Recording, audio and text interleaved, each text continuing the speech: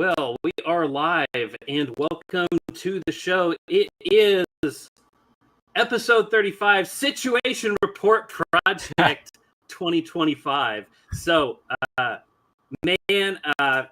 feel like I got what I voted for again. I mean, so a couple things have happened this week. A couple really big things. The 4th of October. And we are happy to have you along. I am Jeffrey, and I'm joined, as always, by my wonderful friend, Sean. Sean, how are you, man? I'm good. Thanks for having me. Thanks. Thanks for making this a thing, dude. Yeah. This is a work of a passion project because Yes. heaven knows there's no earthly reward for this, at least not as of yet. It's a passion project because it's definitely not a logic project. Yeah. And it's we're just a couple of guys, in our kitchens making noise and having a good time. But I'm not a sports guy, but Sean, I know you're a baseball guy, and I heard that there was a wild card upset. No, so it was well, it wasn't an upset. That's what made it thrilling, though.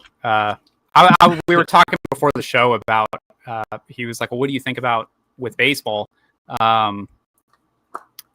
It's interesting that ever since they added the wild card round, so the 3-game series, so it's not just a what they used to have was that there would be 4 teams in each league that make the playoffs, and so there would be the Western team, the Central team, and the Eastern team, whoever won their divisions, and then whoever had the highest record that didn't win their division would be the wild card. So you would have one division that had two people in the playoffs.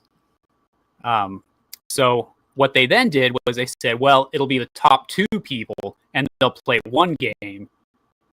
But then they made it to where it's now the top 3 people, I believe is accurate. I don't know. They have it's a little getting more convoluted, but yeah. But anyways, the first round is these 3-game series, which are really, really exciting, and they just play them all at one ballpark. And so it was the Yankees and Red Sox. They're at Yankee Stadium. The Red Sox ended up winning Game 1. I would consider them pretty extreme underdogs because I think most people were expecting, as I am, a Dodgers-Yankees repeat World Series, but they won Game 1, and so then the Yankees came back, won the next 2 games. They had a rookie pitcher who started the season in the minor leagues, not even in AAA, not even scoreless innings, and just dominate. I think he said they had. I think he broke some Babe Ruth record where it was like the most, because he used to be a pitcher, Babe Ruth, in his early part of his career, and it was like the most strikeouts by a rookie Yankee pitcher in the postseason, something like that. It's some like 120-year-old record or something like that. So they pulled a mid-season, huh? Yeah, and so it was cool. I mean, it's always cool to see. I hate the Yankees, but that's cool to see. And then, of course, I'm wearing my Sharks hat because by the time the next episode airs, hockey season will have begun. We're already in preseason. Very excited. Got to make sure I'm wearing my Sharks gear now so that I have a timestamp for when they win the Stanley Cup this year, next year. That's right. They're actually due. Okay.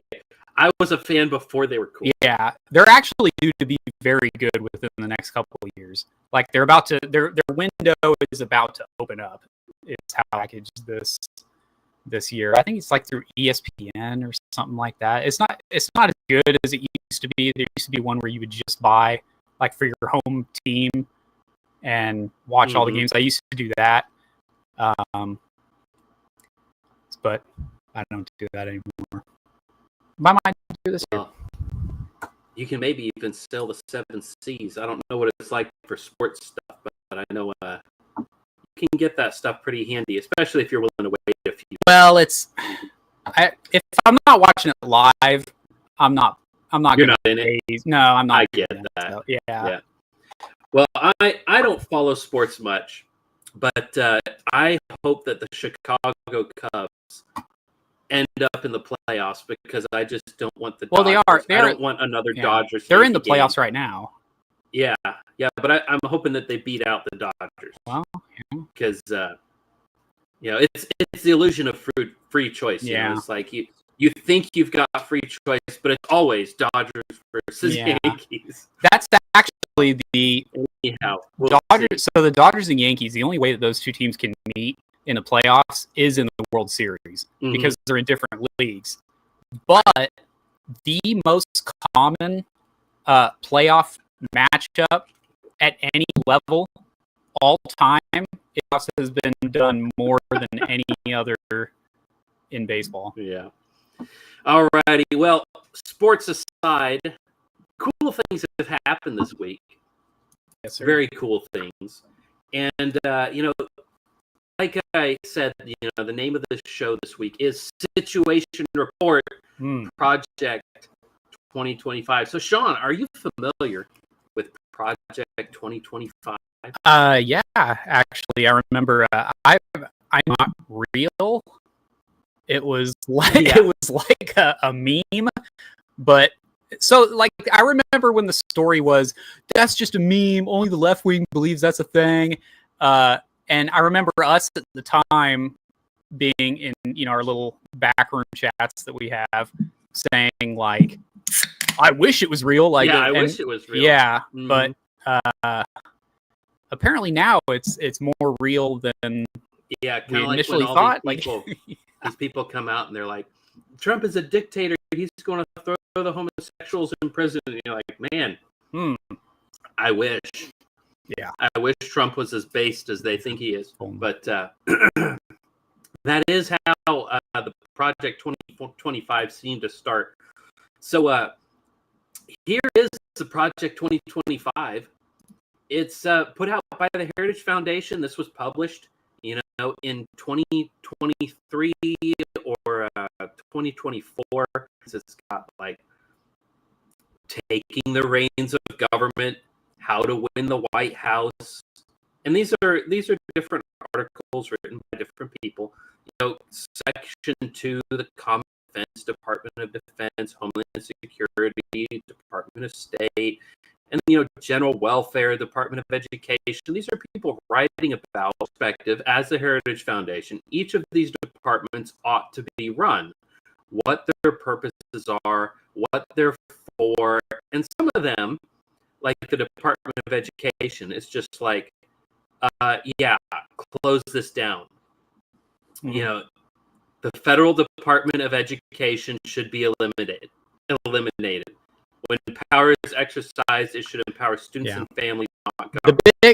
The big thing coming out. The big thing happening out here in the greater Fort Worth area is that the Fort Worth ISD is possibly going to be taken over by the state of Texas.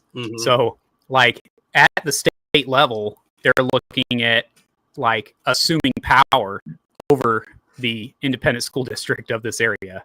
And it includes is that just because of mismanagement, or is this just it's because the students test low and have bad results. Which, I mean, I know why that's true. It's not the teacher's fault, guys. We all know why that's true. We all know what a bad school is, and I'm tired of pretending that we don't. But that's the big thing right now, is that even like, what's really crazy is like the most liberal people are just going insane over this. And what I was like, it all started with the Department of Education being created during the Carter administration, and they're like, it's like, so it's like, well, wait, you don't want state taking over, but you love that the federal government has taken over. Yeah. So what's the deal, guys? Well, what it comes down to is they feel like pretty certainly that the federal government over the long term will be more liberal than the state government. Sure. So they'd rather the feds grab it. And that's probably true. I mean, that's pretty insightful. Yeah. I hadn't thought I mean, about their calculation is probably not wrong. But anyway, to get back to this Project 2025, Department of Defense.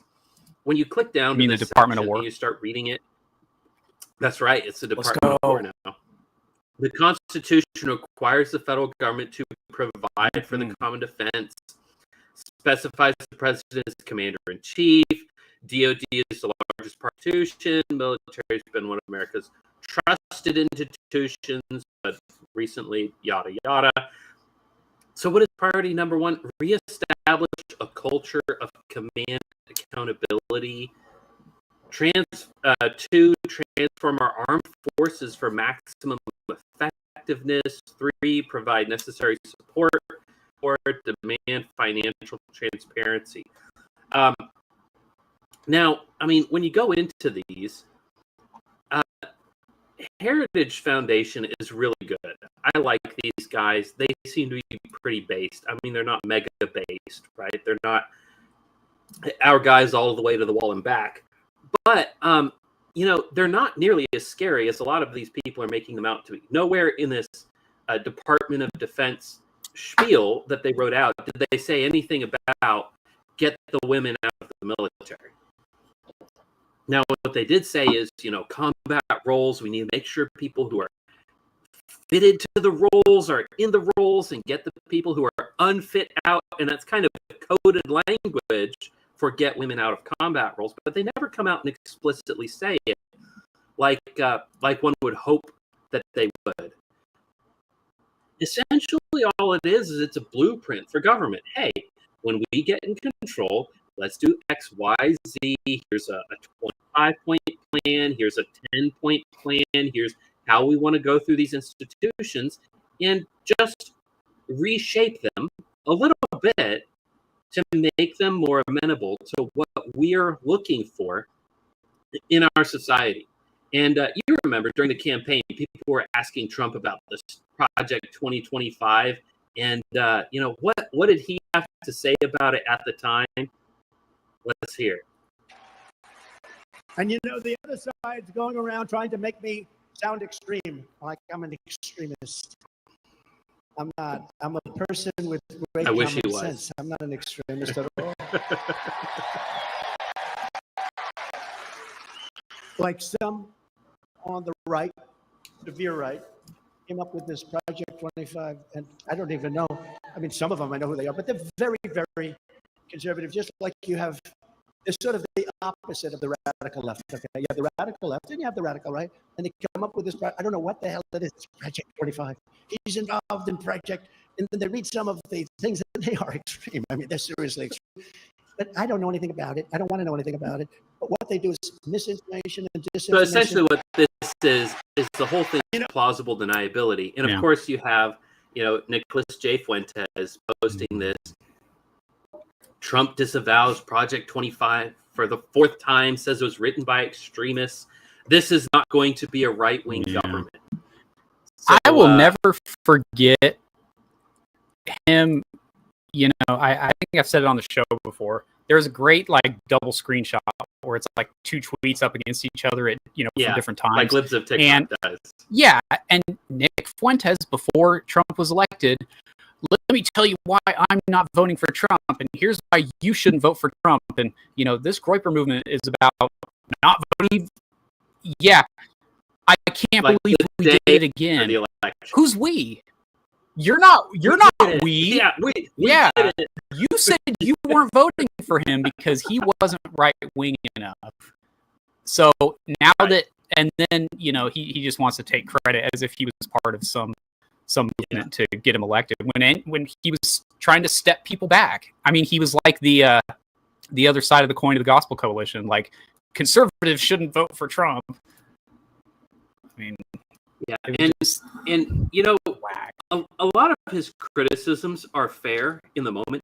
The thing is, you have to look at not just what people say, and this is what a lot of people get wrong about a lot of politicians, not just say one thing and do another. This is standard political behavior, right? Now, the thing is, Trump will sometimes say things like, "Oh, I'm very pro Second Amendment. and then he'll turn around and make these laws about, take the guns first, due process second, things along those lines, and red flag laws. He's for red flag laws, and those are bad. Those are very much not good, right? I think we can all agree we don't like red flag laws. Well, every politician does this to some extent, where they say one thing and do another. The thing is, Trump sometimes will say very moderate things, but because his advisors are very right-wing, he'll come out and do, seeing that right now. Right now, the government is in shutdown. The Democrats didn't want to give funding for ICE and the border wall and these kinds of things, which, first off, the whole budgetary situation is a mess and needs to be reworked completely. These omnibus bills are, we could do a whole show just on omnibus bills, and we probably should. Are we going to talk about the shutdown at a later part, or is this the time? We're rolling into that right now. So if you've got some things you want to say about it, roll on ahead. Yeah. So I think I've told this story on the show before, but summer of 2011 for the shutdown, and by I want to address this real quick. Somebody's saying, is it just me, or is this stuttering for everyone? Jeff, yours was stuttering a little bit for me, but that'll get fixed when you upload it, whatever. But it was for a second. Problem. Yeah, but I can understand you. I think the video was getting out of sync for a bit, but summer of 2011, they had a shutdown, and what that means is that they couldn't agree how much money they wanted to borrow from China to keep the government going. And for those who know me, in the summer of 2011, I was in Afghanistan, and they were, everyone's just like, am I getting paid? Like, I got a family. I didn't have a family. I've got a mortgage. But, there's guys that are like sensitive. Yeah. So we're all joking, like, I'm going to take all my gear and I'm going to set up shop in the bazaar and I'm going to sell off all my stuff. I was selling my rifle and my ammo, and it was funny. But yeah, that was the first time that a government shutdown ever at least jarred me, right? Well, again, so, I get certain VA benefits. One of the ones I'm trying to use right now is like it's like a post-GI Bill type thing. And it's like a secondary thing. If you feel like you need a new career, they can help. Right. Then I got the email that, hey, we actually we don't have funding for the counselors that take you through that, so that's been put on the back burner. So I'm like, oh, great, thanks, guys. Well, you had the clip. I don't know if you're gonna play the clip. Would you like me to play that now? Play the silly woman giving excuses. All right. Yeah, let's hear what she has to say. Now, first off, Brian Allen, whoever this clown is, he's like, this was the plan all along. How many do you plan to fire? So he's freaking out about this, which, the tears, the salty tears, they're so lovely. But let's hear what. Can you give us an estimate on the amount of federal workers that the Trump administration has right up. Just listen. Question, and that's something that the Office of Management and Budget and the entire team at the White House here, again, is unfortunately having to work on today. These discussions and these conversations, these meetings would not be happening if the Democrats had voted to keep the government. Shut up! And you know what I have to say to that? That's right. Excuses. Yep. And this is just standard politics, though. It's all the blame game. It's like, well, if you had done this, if you had given me my little thing, I wouldn't have to do the X, Y, and Z. there's another friend of mine who was saying in a different group chat, he's on VA benefits. He's medically disabled because of his time in the military. And the VA sent him an email that said, because of the government shutdown and our funding limitations, your digital portal will not be functioning like it normally does. Yeah. Your communication will be less prompt. And he's like, I've been screaming into the void in this digital portal for a whole year. Yeah. And nothing has ever come back. And now you're like, oh, well, because of the government shutdown, it might be a while before you hear back from us. He's like, it's been 6 months. I haven't heard back. I don't think this is the shutdown is retroactive to the last time we listened to you. So, so just I do want to say, as far as that, because I looked it up and I was talking with you both, the Senate and the House, right? Right. The numbers are in the Senate 53 to 47, which is, I think, a pretty good majority. I like, people are trying to act like that's a slim. That's not a slim majority. And then you've got in the House, Republicans 219, Democrats 213. Again, not a particularly. I guess there's some vacancies, but yeah, I mean, with those if numbers, a couple of people are out of town, it might become a slim majority. But that's show up to work. Yeah. I mean, you're getting paid a lot of money, guys. Dude, you're getting paid a lot of money. So all that to say, we elected Republicans thinking that they would do the things that we told them to do. The president of the United States right now is a Republican. Congress, both houses, Republican. Ostensibly, the Supreme Court is like a conservative supermajority. But if you count the woman who's supposed to be a conservative, well, she's Catholic, so what do you expect? But that's my problem. Republicans, what are you doing? I don't get it. Why would I vote for a Republican at this point if, when they get that power, you can't have more power than what's currently in the hands of Republicans? If they are supposedly this unified thing, which is what party politics is supposed to be all about, right? Yeah, this party, we're lockstep. For Trump to be coming out and doing this parade where he's blaming Schumer for the lockdown, it's like, this is political grandstanding. It is. Because, like you said, the Republicans have the majority. Yeah. Republicans are not stepping in line. Yeah. So my question is, what excuse? Like, the only excuse I've heard, and I didn't. Obviously, it's not legitimate, but the only excuse I've heard is, well, the Democrats won't. They want to vote for medical care for illegals. Okay, I don't care. I don't care what they're doing. They could be upset because of anything in the world, and it means nothing. They don't have to be there for you to win this vote. You don't have to get any of them to come. You could even lose some on our side to their side and still get these things done. What is going on? I don't. There's no legitimate excuse.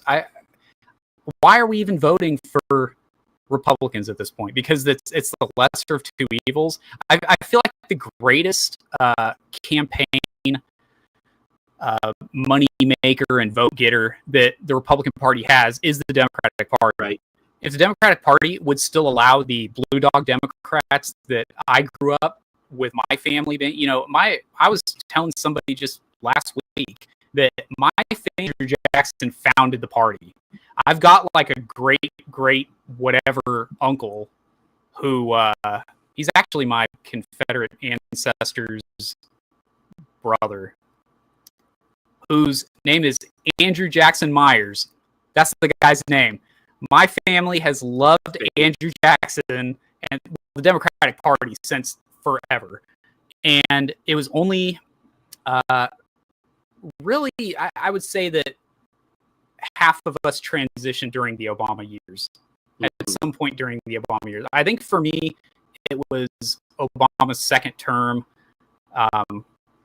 His first term, I was like, okay, I could put up with this, but it's weird because it's like during his term, things got so out of hand. Same time, I was kind of transitioning very far right, but it's just so crazy how out of step the Democrats are now. Yeah, I transitioned. That's cute. But I giggled. Yeah. But it's just what am I trying to say? Like always. I mean, my great grandfather used to say, he voted for FDR 3 times. Democrats, even if they run a monkey on the ticket. And he died when my mom was a teenager, so long before I was around. Okay, but so he didn't get to vote for Obama like he promised. Yeah, I mean, but when that happened, I mean, I was in my great aunt's kitchen, and she mentioned the fact that he said that he would vote for the Democrats even if they ran a monkey on the ticket, and she said, and then they did. Yeah, it was like, whoa, great aunt, what are you saying here? But it's funny because he was the last Democrat in my entire family. Well, on my mom's side. My dad's side's still pretty weird. But, he was the last Democrat. My great-grandmother, before she died in our spare bedroom at the age of 97 years old, she was, when she was voting, she wasn't voting Democrat anymore. My grandmother doesn't vote Democrat anymore. Our entire family, kind of with the Ronald Reagan administration, they kind of moved from that blue dog Democrat into the Republican fold, and they've been there pretty safely ever since. So the Republican Party today is more like the Democrat Party of JFK. Than the Democrat Party is, for sure. Right. Definitely. Yeah. So, yeah. But anyway, here's an aspect of this government shutdown that I think is really underappreciated, which is when you get stopped, take a different tack, right? If somebody comes along and throws a wrench in your works, try and find a way that you can use that to your advantage. And here we have an example of that. This guy pointing out, congratulations, America, the federal government is shut down. The key is how long. 61 days is the magic number where Trump can permanently fire 740,000 federal workers. So you remember when Trump first came in and he was like, I'm going to fire all of these people. And he started slicing and dicing. And the next thing you know, here come the courts and they say, actually, you can't fire these people. You have to, you can't fire except for cause, right? You can only fire people if you have cause. Well, evidently, 61 days is cause because it's like, sorry, we don't have money. That's cause. You're fired. Sorry, the budget has not been made. We don't have money. You can't get paid. We're going to let you go. And here is, Carmine Sabia. He's sharing this from Truth Social. I'm not on Truth Social. Donald Trump's the only person on Truth Social. Please just make your Truth Social account tweet so that people don't have to repost your stuff here. But anyway, here Donald Trump tweets on Truth Social. I have a meeting today with Russ Vought of Project 2025 fame to determine which of the many Democrat agencies, most of which are a political scam, he recommends to be cut, and whether or not those cuts will be temporary or permanent. I can't believe the radical left Democrats gave me this unprecedented opportunity. They are not stupid people, so maybe this is their way of wanting to quietly and quickly make America great again. President DJT. Thank you for your attention to this matter. Whoop-de-doo-dah, whoop-de-doo-day. Crazy. So, taking a mild setback and turning it into a win, I mean, is that too much to ask? Where has the Republican Party been my whole life? Something happens, some people do some things, and you turn around and you say, okay, how can we exploit this opportunity? Never let a tragedy go to waste, right? Why has that not been happening my entire life? So, but I'm glad to see it. I'm glad to see it. Thank you, Trump, for turning this around. Now, before I rain on the parade, I do want to just share one more. This dude says, I only voted for Trump because he said he wouldn't implement Project 2025, but it appears he lied, and I've been betrayed. Literally no one. Right. Oh, you didn't share it on the. Oh, yeah. Let me. If you're trying to give credit there, pop that over here. So I don't follow this scary guy. I don't think. He. It's like great tweet though. Misinformation purveyor, conspiracy theorist, noted bigot, and thought leader. Sounds like a good dude. But he says, yeah. Fraser looking all crazy. And he says, literally nobody says that. I got what I wanted. I got what I voted for, again. And, people posting memes going around during the campaign. Student loan collector armed 95,000. Yeah. And you're like, dude, that would be pretty hilarious. But got what I voted for again. Got what I voted for again. Is it too much to ask that you actually do the thing that you said you were going to do? That's what these medals are back here, by the way, on this side. That's my got what I voted for again medal. All right. Well, before we roll into the next topic, just want to hit some comments real quick. So here we have Dickie S says, "Is it just me or is the stuttering for everyone?" Sorry, buddy. We are. I've got fiber. I'm plugged in. I don't know. Hopefully, it's better for you. But he says, more importantly, am I going to have beans and bullets? Yeah, that was in relation to the Afghanistan thing I was talking about, where the government shutdown happening.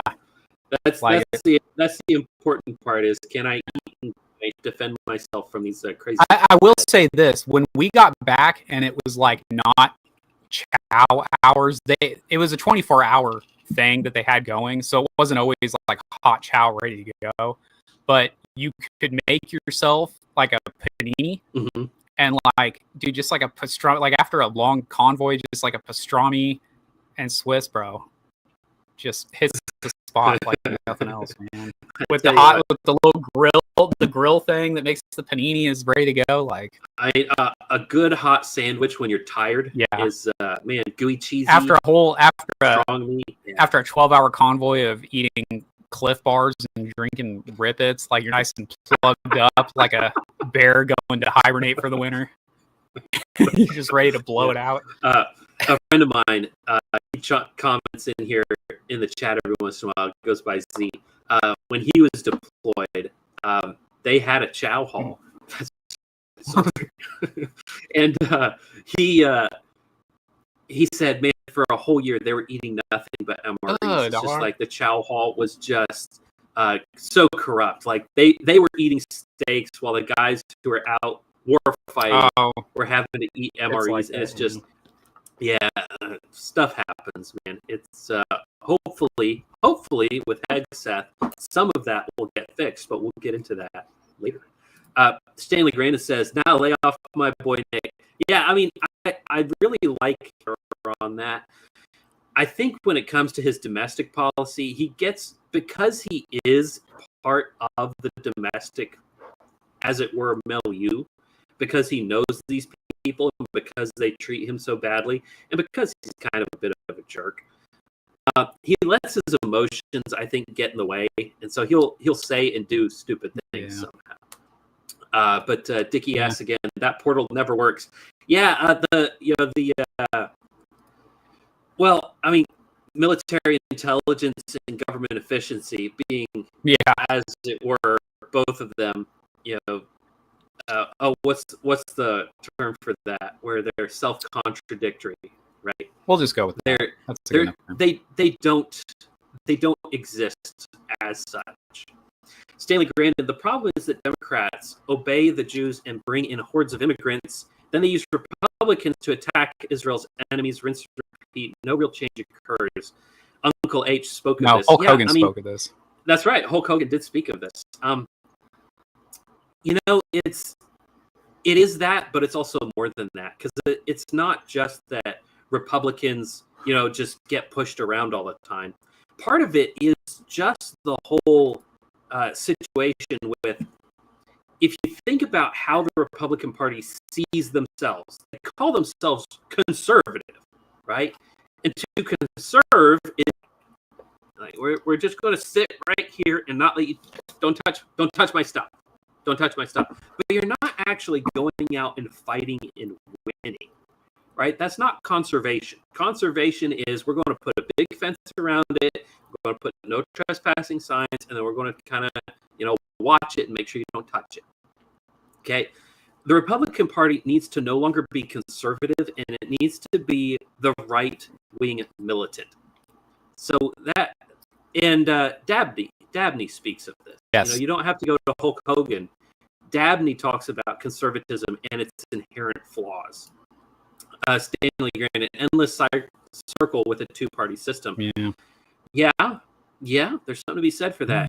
It wasn't always published work. It wasn't always like that, though. That's true. So I don't think it's something that the two-party system itself does. It's just so if you had Republicans with a spine, there would be people. It would be punch.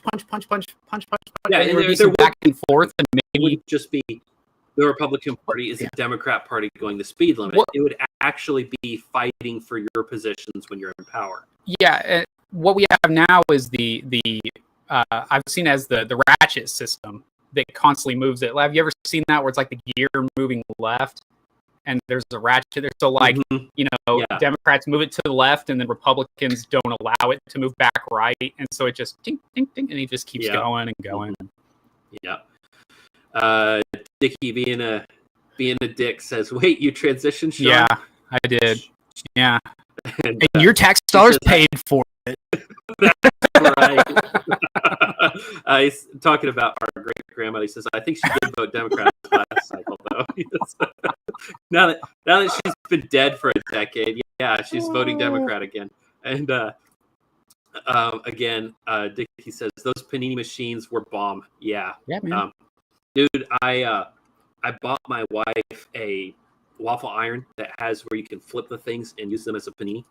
Oh. And she sends me with paninis in my lunch to work sometimes. And most days I don't eat early in the morning because it kind of rumblies with my tumbly. But if I pull that thing out in the morning when it's still hot, it's a world of difference when it's hot than when it's cold. Scientifically, there's some magic going on there where it's just the hot, melty cheese, man. I would gladly go murder Muslims in the Middle East for hot, melty cheese. Why don't I have a panini machine like that? Surely I have the technology to make that happen here in the United States. Why don't I have one of those? Go to Goodwill, go to Salvation Army, look on the shelves. They've got panini machines. There you go. Dickie says, I think everyone has been in a unit like that where Chow Hall corruption comes. Yeah, it's the FOBIT conversation. Have you ever heard of this, Jeff? What a FOBIT is? So a FOB is a forward operating base. Yeah. So a FOBIT is the guy who's just like on the FOB all the time. So he's the guy who never goes outside the wire. Right. So the meme is always like, not necessarily because that's his job, but just because he's a it's usually a lazy guy. No, guy. it usually does have to do with like that's his that's his thing, right? But for whatever reason, but the meme is always like, oh, I went out on a convoy and came back and the FOBITs bought up all the copies of the latest Call of Duty. And or like what I mean, like so now I don't have anything. As soon as it hit the shelves, the FOBITs were all here. Oh yeah, they were waiting in line. Yeah. So there you go. Modern Partridge. No, I want to start here with this. He's trying to say oxymoron, oxymoron, and then he's like, Ori-moron. How much have you had to drink, bro? Like, you are all over the place tonight. I can tell you what he's doing is that he's fighting with his wheel hubs on his truck in his driveway. So he may have had something a drink, but probably this is more to do with the fact that he is struggling. Oh. The struggle is real. Yeah. He's the one I was on the phone with before we went live. Oh, gotcha. So here's Modern Patriarch says, "Good evening, gentlemen. Good evening, Modern Patriarch. Good to see you." And then Dickie again says, "I'm a fobbit." It'd be like that, man. So yeah, screw you. I wanted my Call of Duty. What did you do? What did you do? Let me have it. All right. Okay, well, for the next part of the show, I wanted to talk about what Hegseth has been doing Yes. at the Department of War. Yeah. I love that, the dude. Department of Defense. That makes me so. It's the Department of War. To be pedantic, I guess. Like, it's going back to the Department of War. Right. I don't remember when it stopped being that, but that was. It was early on, I believe. If I'm not mistaken, Jefferson Davis was the Secretary of War for the United States before he became president. Before he was president of the Confederacy. The president of the greatest democracy the world has ever seen. Yeah.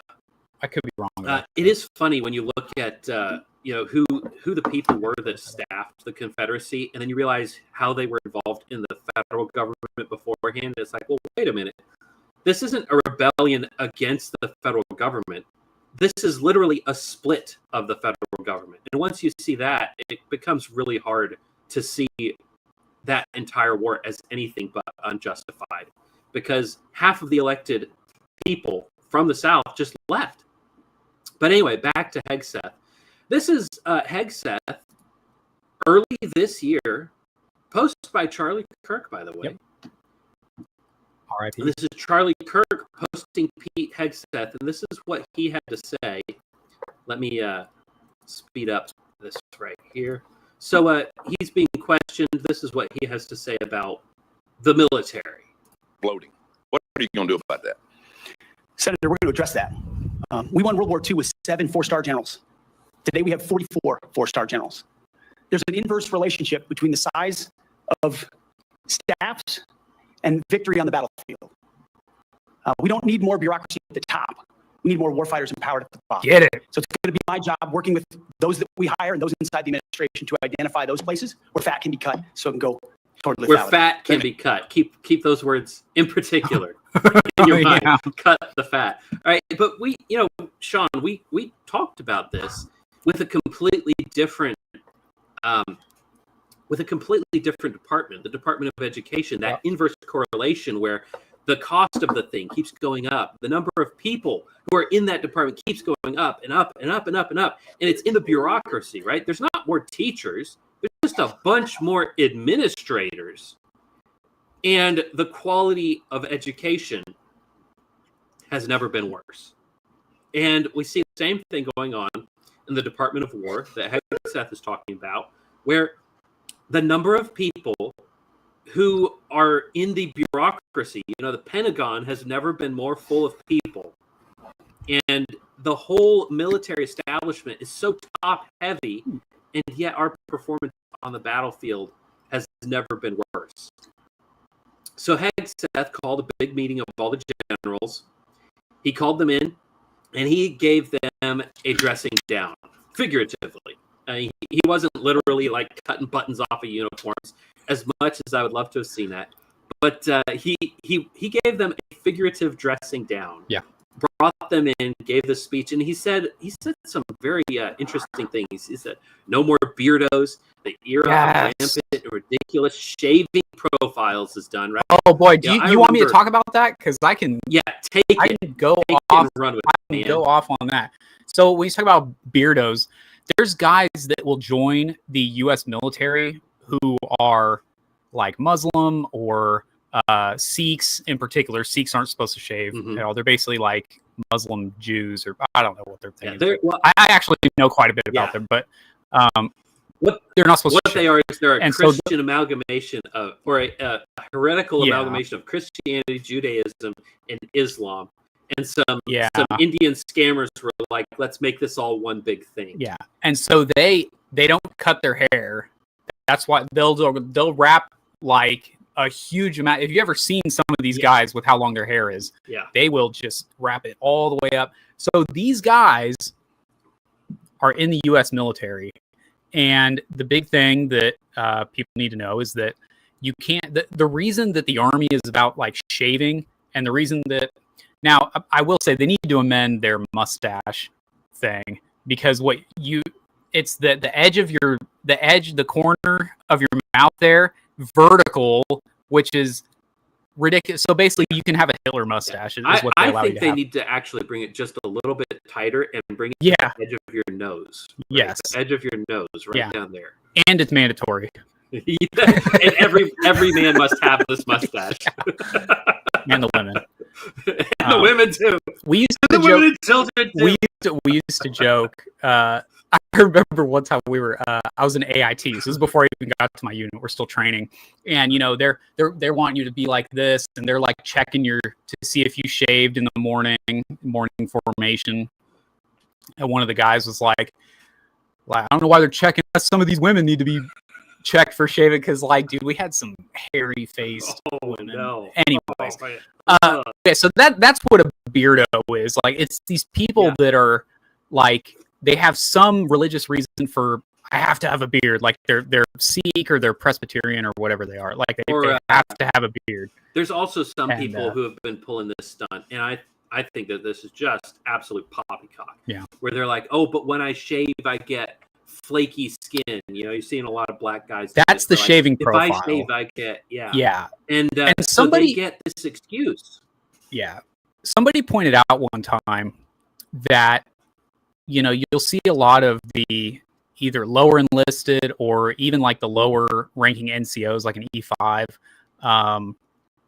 They'll do like the shaving profile, and it was a white soldier I was talking to, because we're all sitting there, shaving. Like I had the foresight to bring an electric, like a Norelco, with me, so I wasn't, you know what I mean? Because then you don't have to use the water and all that. And so I would, I'm sitting there and kind of going by feel, because I don't have a mirror. And me and this other white dude are all sitting out there shaving, and like, the black guys don't have to shave because they all have shaving profiles.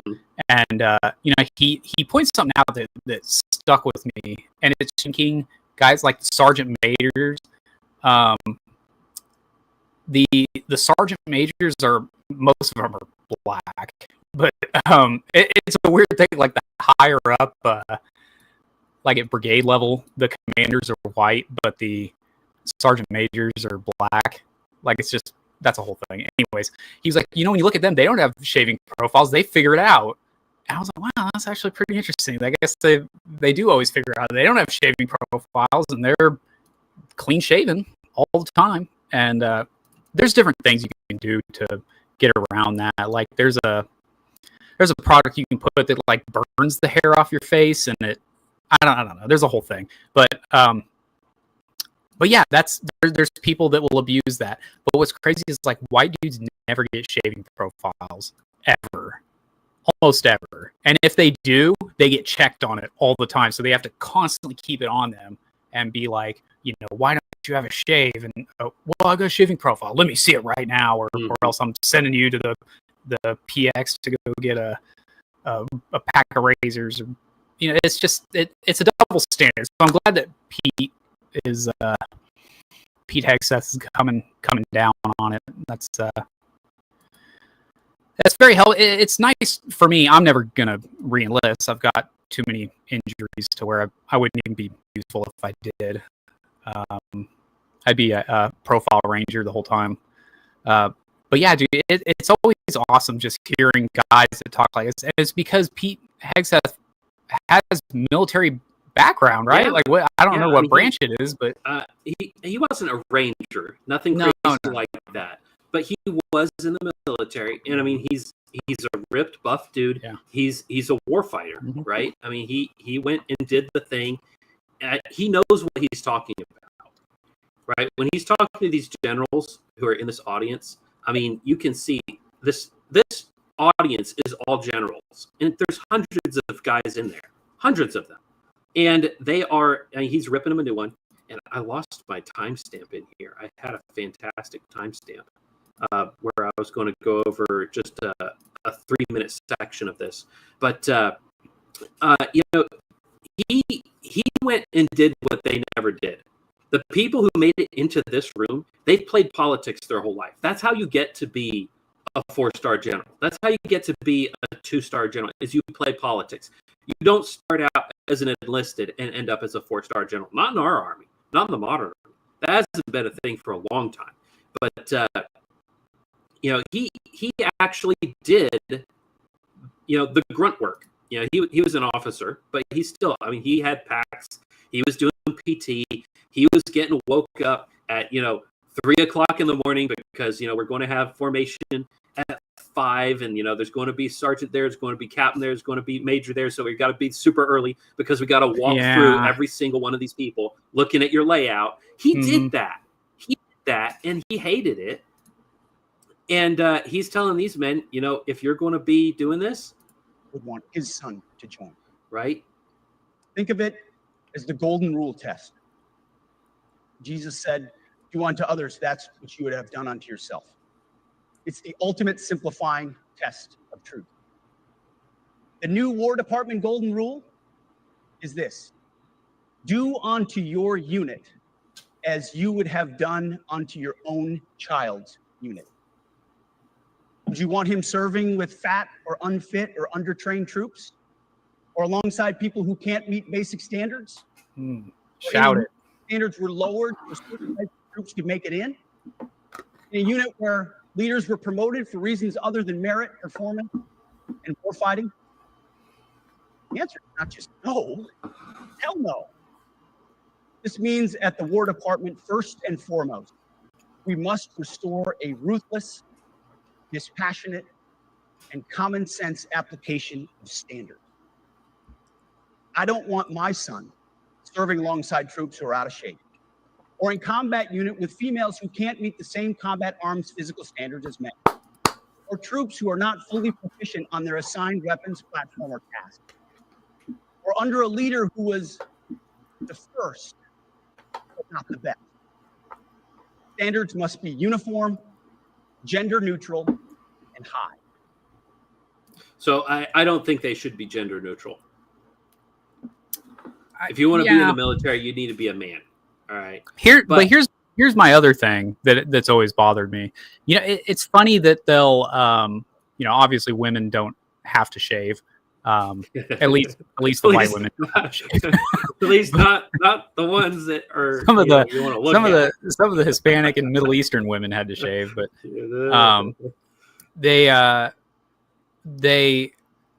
why are women allowed to have any amount of hair really at all if if men have to have these ridiculous hair standards, which I think the men's hair standards need to change back to, you see like World War II guys, like they're clean cut, but they're not, they don't have a high and tight. Yeah, it's not a high and tight. And so like it was funny, my wife made the joke that when I cut my son's hair, I just take the clippers at like a 3 and just go up the side, and I don't bother with the top. And she's like, oh, you're just giving them like an officer cut? Because that's what we called it, where it's like super duper long on top, but it's like on the side. So, there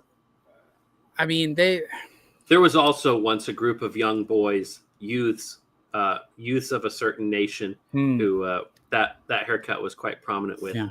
Were they blonde like my son? They were blonde. With blue eyes? Blue eyes, yeah. Wow, A10s, I bet. All the way. Wow. Yeah, but this entire speech, it's 45 minutes long. This is gold just from front to back, the whole way down. He doesn't just talk about fitness standards. He talks about the way that everything's been mishandled. But the majority of it is about standards and about cutting the fat, literally. Cutting the fat. If you are fat, get out. Get out. What are you doing in our military? Now, I have a confession to make.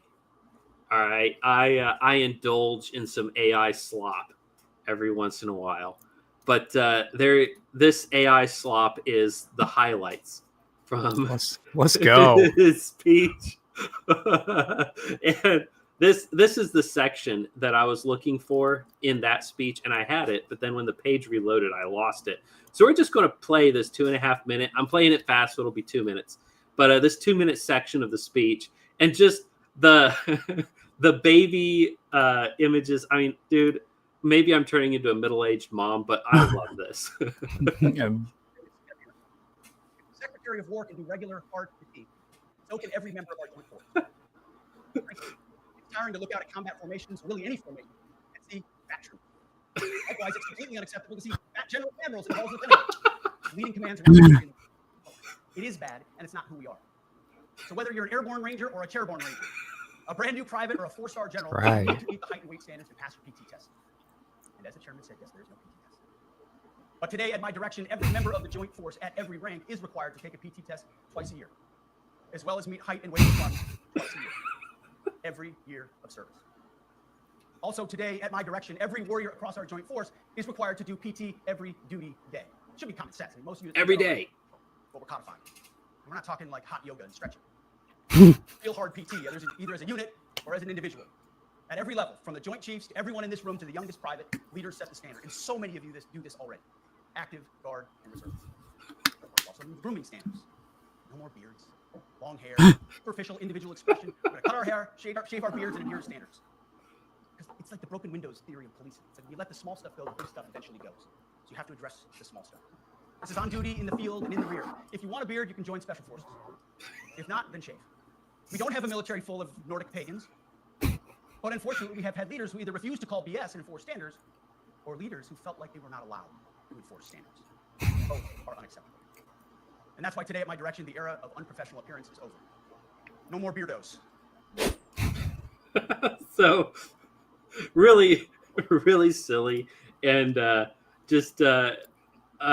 but I love those little images where it would cut to the fat general. And the thing is, all of these video clips that he's got interspersed there, those are from movies. Those are some of them from real. You saw the general with the face shield and the mask under it. That was a real general under Biden doing inspection of the troops. Just this gay retard going out there double masked up, and he was poking fun at these people. What I've always wanted to do in a crowd like that, because they're all in class A's, right? Like they're sitting there like super trying not to move. They don't want to be noticed at all. And I've always wanted to be in a crowd like that and just rip a huge fart and just not even say it, not even acknowledge it, and just watch everyone around me be like just.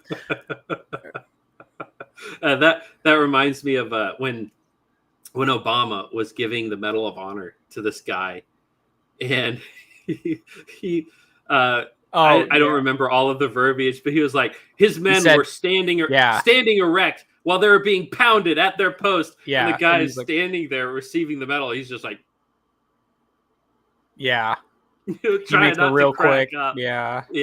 And the thing is, Obama probably was doing that on purpose, and it was funny.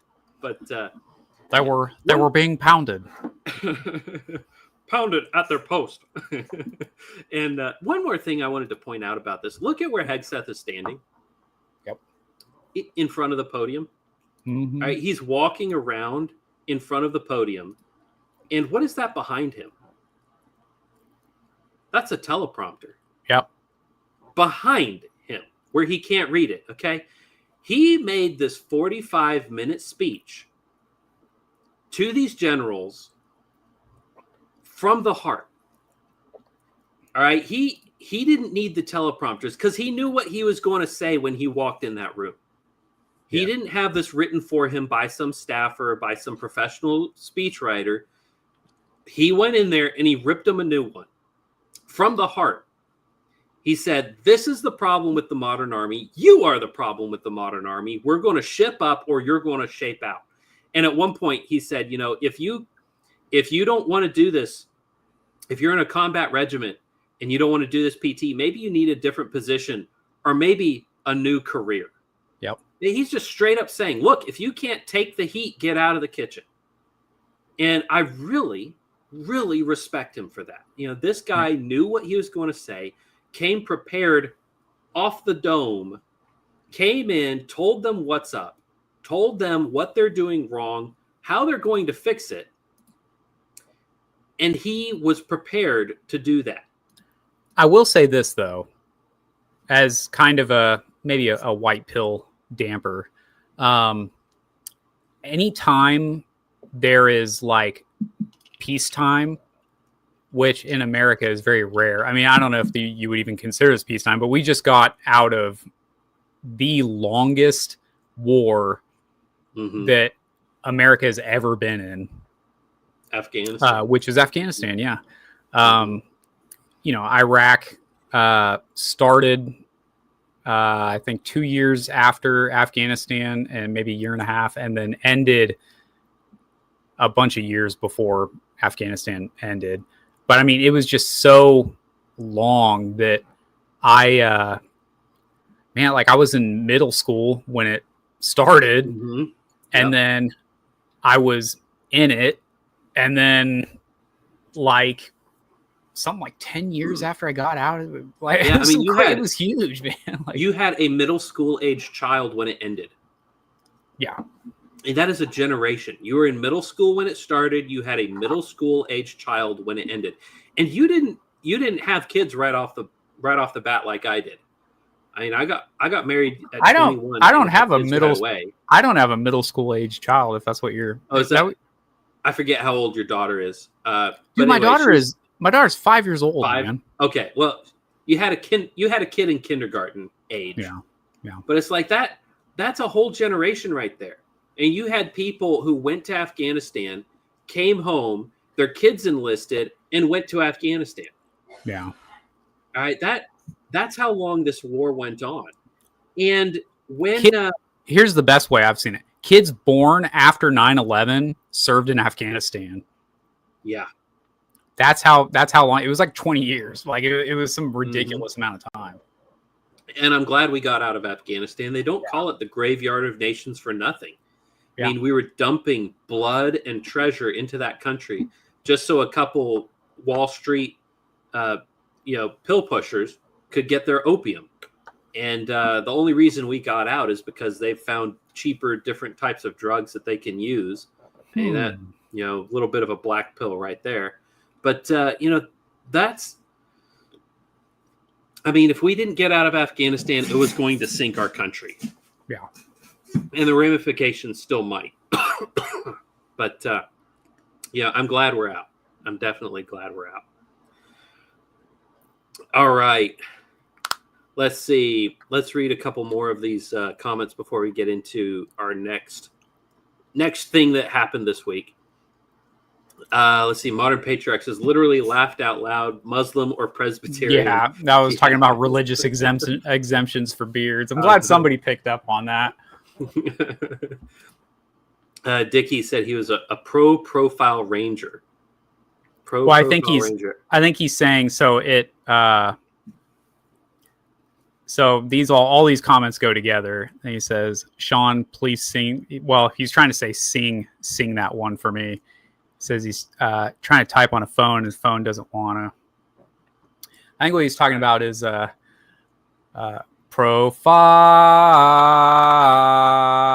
ranger, lead the way. That would be the cadence for that. It's supposed to be airborne ranger, but then people will put like profile ranger. Actually, I have a stanza for that one. It's I hear the choppers hovering. They're hovering overhead. They come to get the wounded, but I jump on instead. Like that. Another good one is my buddy's in a foxhole. Oh, wait. Yeah, my buddy's in a foxhole. Wait, damn it. How does that one go? Because I know how the original one goes. Yeah. I'll have to come back to that one, the foxhole one. But there's another good one where it's anyways, yeah, that's Hygiene profile ranger or Blue Falcon is another one we'll use for that one. It's Yeah. just joking cadences based on real cadences are always fun. Yeah. And then, at the expense of the profile rangers, the people who have the special privileges, the people that Hegseth is targeting and saying, get out, ship up or shape out. So good to see somebody taking some action there. And speaking of somebody taking action, this week, and I should have grabbed the inciting tweet, but this one guy posted, it was 9mm SMG. Follow him on Twitter if you haven't. He posted about how the ADL has Charlie Kirk's Turning Point USA registered as a hate group.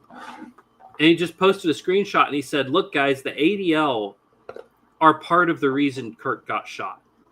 They posted his Turning Point USA, TPUSA, as a hate group in their list of hate groups on their website. And it's a pretty inclusive group. I mean, we'd be on it too if we had more than 100 subscribers. So the only reason we're not on it is because they haven't heard of us, right? But Small potatoes. He posted that, and Elon Musk retweeted it, and he says, "Hey, the ADL is a hate organization. We shouldn't have anything to do with them." And Kash Patel did something about it. So FBI Director Kash Patel fired an FBI agent trainee for displaying a gay pride flag on his desk. This happened several months ago, but they're just now reporting it because it's kind of pertinent to what's going on right now, which is FBI Director Kash Patel announced the Bureau has officially cut ties with the Southern Poverty Law Center because their hate map has been used to defame mainstream Americans. And here we also have Fox News. Patel cuts ties with Comey's FBI made with the ADL as the organization faces backlash for TPUSA criticism. So the ADL and the Southern Poverty Law System, both of these are they're both Jewish organizations that, just as their MO, what they want to do is make out any conservative WASPy group as a hate organization. And the ADL, like I said, they have their list of hate groups. And if you know a group that's conservative, they are on the list, guarantee you. If you've heard of them and the ADL's heard of them, they're on the list. But the Southern Poverty Law Center is actually a huge deal. Because if you don't know who the Southern Poverty Law Center is, they write the standards for your local police department. Talking to you on the other side of the camera, whoever you are, your local police department uses the SPLC guidelines to determine what is and is not a hate group. Okay? And you might say, we live in a free country, hate is not a crime, but functionally it is. And you will be prosecuted based on the guidelines delivered to your local police department by this group. And Kash Patel cut ties with the SPLC and the FBI, which is awesome. That is a huge momentous thing that will hopefully lead to local departments cutting ties with the SPLC, because the rot goes all the way down. Even if you live in a small town, they're getting their guidelines from some larger organization, maybe the county, the sheriff, who's getting their rules from the SPLC. The ADL literally was training new FBI agents. That was their job. If you were a new FBI agent, part of your onboarding training was to go to these sit-down lessons where you would watch videos and be lectured by some guy or girl from the ADL. It was part of your training to be dogmatized by these groups. So Kash Patel comes in, he cuts ties, and here is his official statement right here, FBI Director Kash. He says, the Southern Poverty Law Center long ago abandoned civil rights work and turned into a partisan smear machine, and their so-called hate map has been used to defame mainstream Americans and even inspired violence.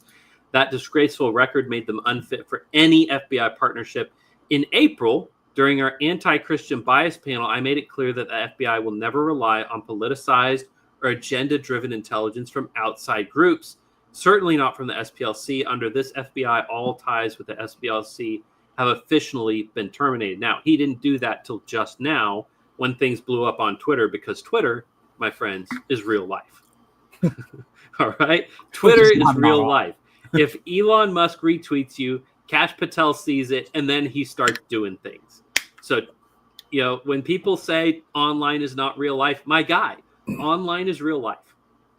If something gets caught up online, if the H-1B visas start getting criticized online, people flip out and things change. And that's what it took for this to happen. And that affects your local police department. The people who are going to arrest you or not arrest you for saying or doing something that they deem as hateful or criminally negligent or anything that they're going to grab you for, these people are taught by the ADL and the SPLC. There's an Axios report talking about, dude, why is it every picture of this dude? Dude, I was just thinking that like 3 pictures ago. This guy, the picture that they grab here, that's his official portrait. You can see those eyes are not lined up. Right? That one's looking straight. That one's looking somewhere off to his right. His right, your left. All of these pictures. I could just see the cameraman being like, hey. Even this one. Hey, he's like, both of them here. Hey, he looks like he's got something in his eye. He's like, Yeah. He's dude, just always like. He's got crazy eyes. Crazy eyes. Yes. But if we can use crazy people to achieve our ends, maybe it will be worth it. But very good report from these people at Axios. You need to subscribe unless you know how to do the, if you know what I'm talking about, you can get through their paywall if you need to. But very, very good report about what's going on and how he is turning this around. Very much worth looking into. Fox News has this report about the ADL. Good article, worth watching, worth listening to, worth reading. These people are deep rooted in the administration. 1,000 entries written over many years. The ADL glossary of extremism has served as a source of high-level information on a wide range of topics for years.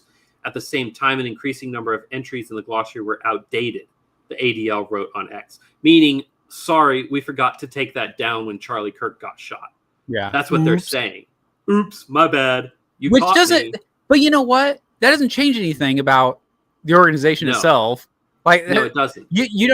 What they're basically saying is like, oh, sorry, we didn't get politically correct when, the leader of this organization was assassinated. Like, what you said, exactly how you felt until you got called out on it. So you're not sorry. Yeah. You're sorry you got You're called sorry out. You got caught. You're not sorry for what you did. You're sorry you got caught.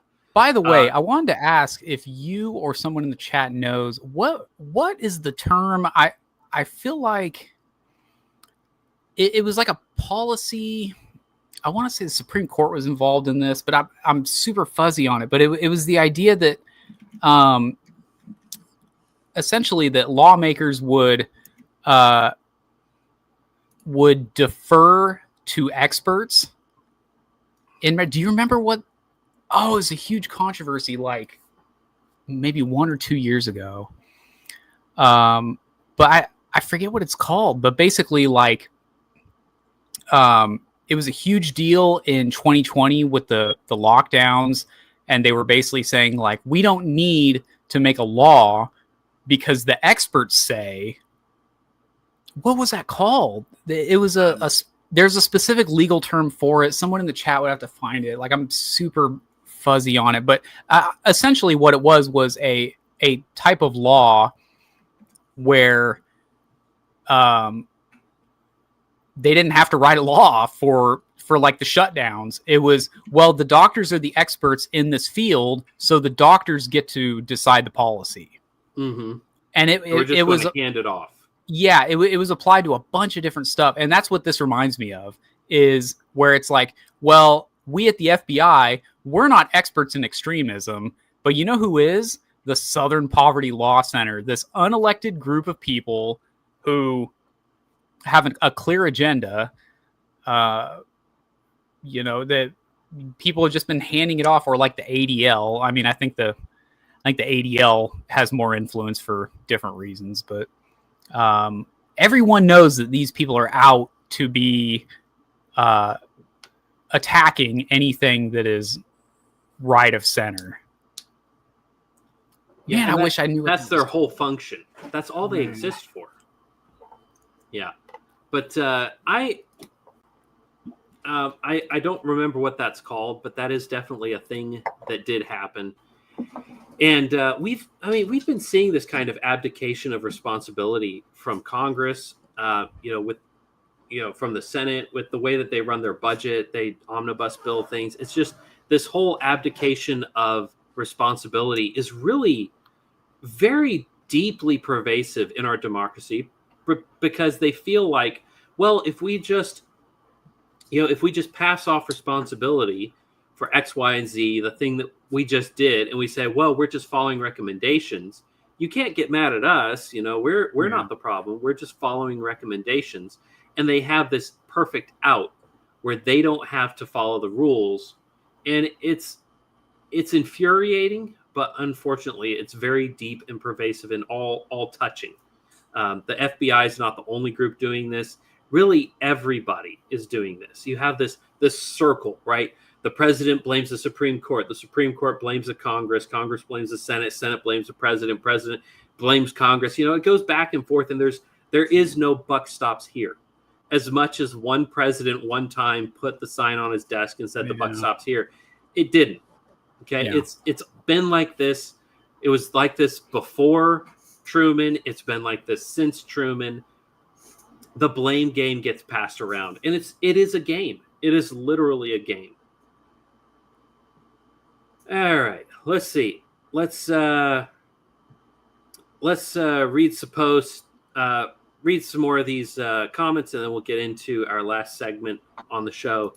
Dickie again says, universally hated means a good dude. Yeah, if everybody hates you, you're probably the good guy, honestly. Yeah. If it's half and half, then it's you probably are a bad guy. You're a bad guy, and half the population is also bad guys. But I mean, if everyone hates you, then yeah, you're probably solid. Yeah. Stanley Grandin, Bug-Eye Patel. Yeah, indeed. There's some weird subcontinental breeding going on for sure. Yeah. And Eric Skeen says, GE gentlemen, good evening. Good evening, yeah. Eric. Good evening, glad to see you. Glad to have you along. All right, let's see. Let's get into our last topic, which is the CRS. Sean, had you ever heard of the Community Relations Service?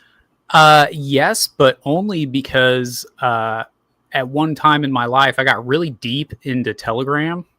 So there's some Telegram has some rabbit hole channels that you could follow. Mm-hmm. And boy, oh boy, did I learn a lot about the Community Relations Service. So, yeah, I mean, did you want me to kind of run through what's going on? Go ahead. Yeah. Well, so what happens? Let me ask you a question and see if you can figure out where the CRS plays into this.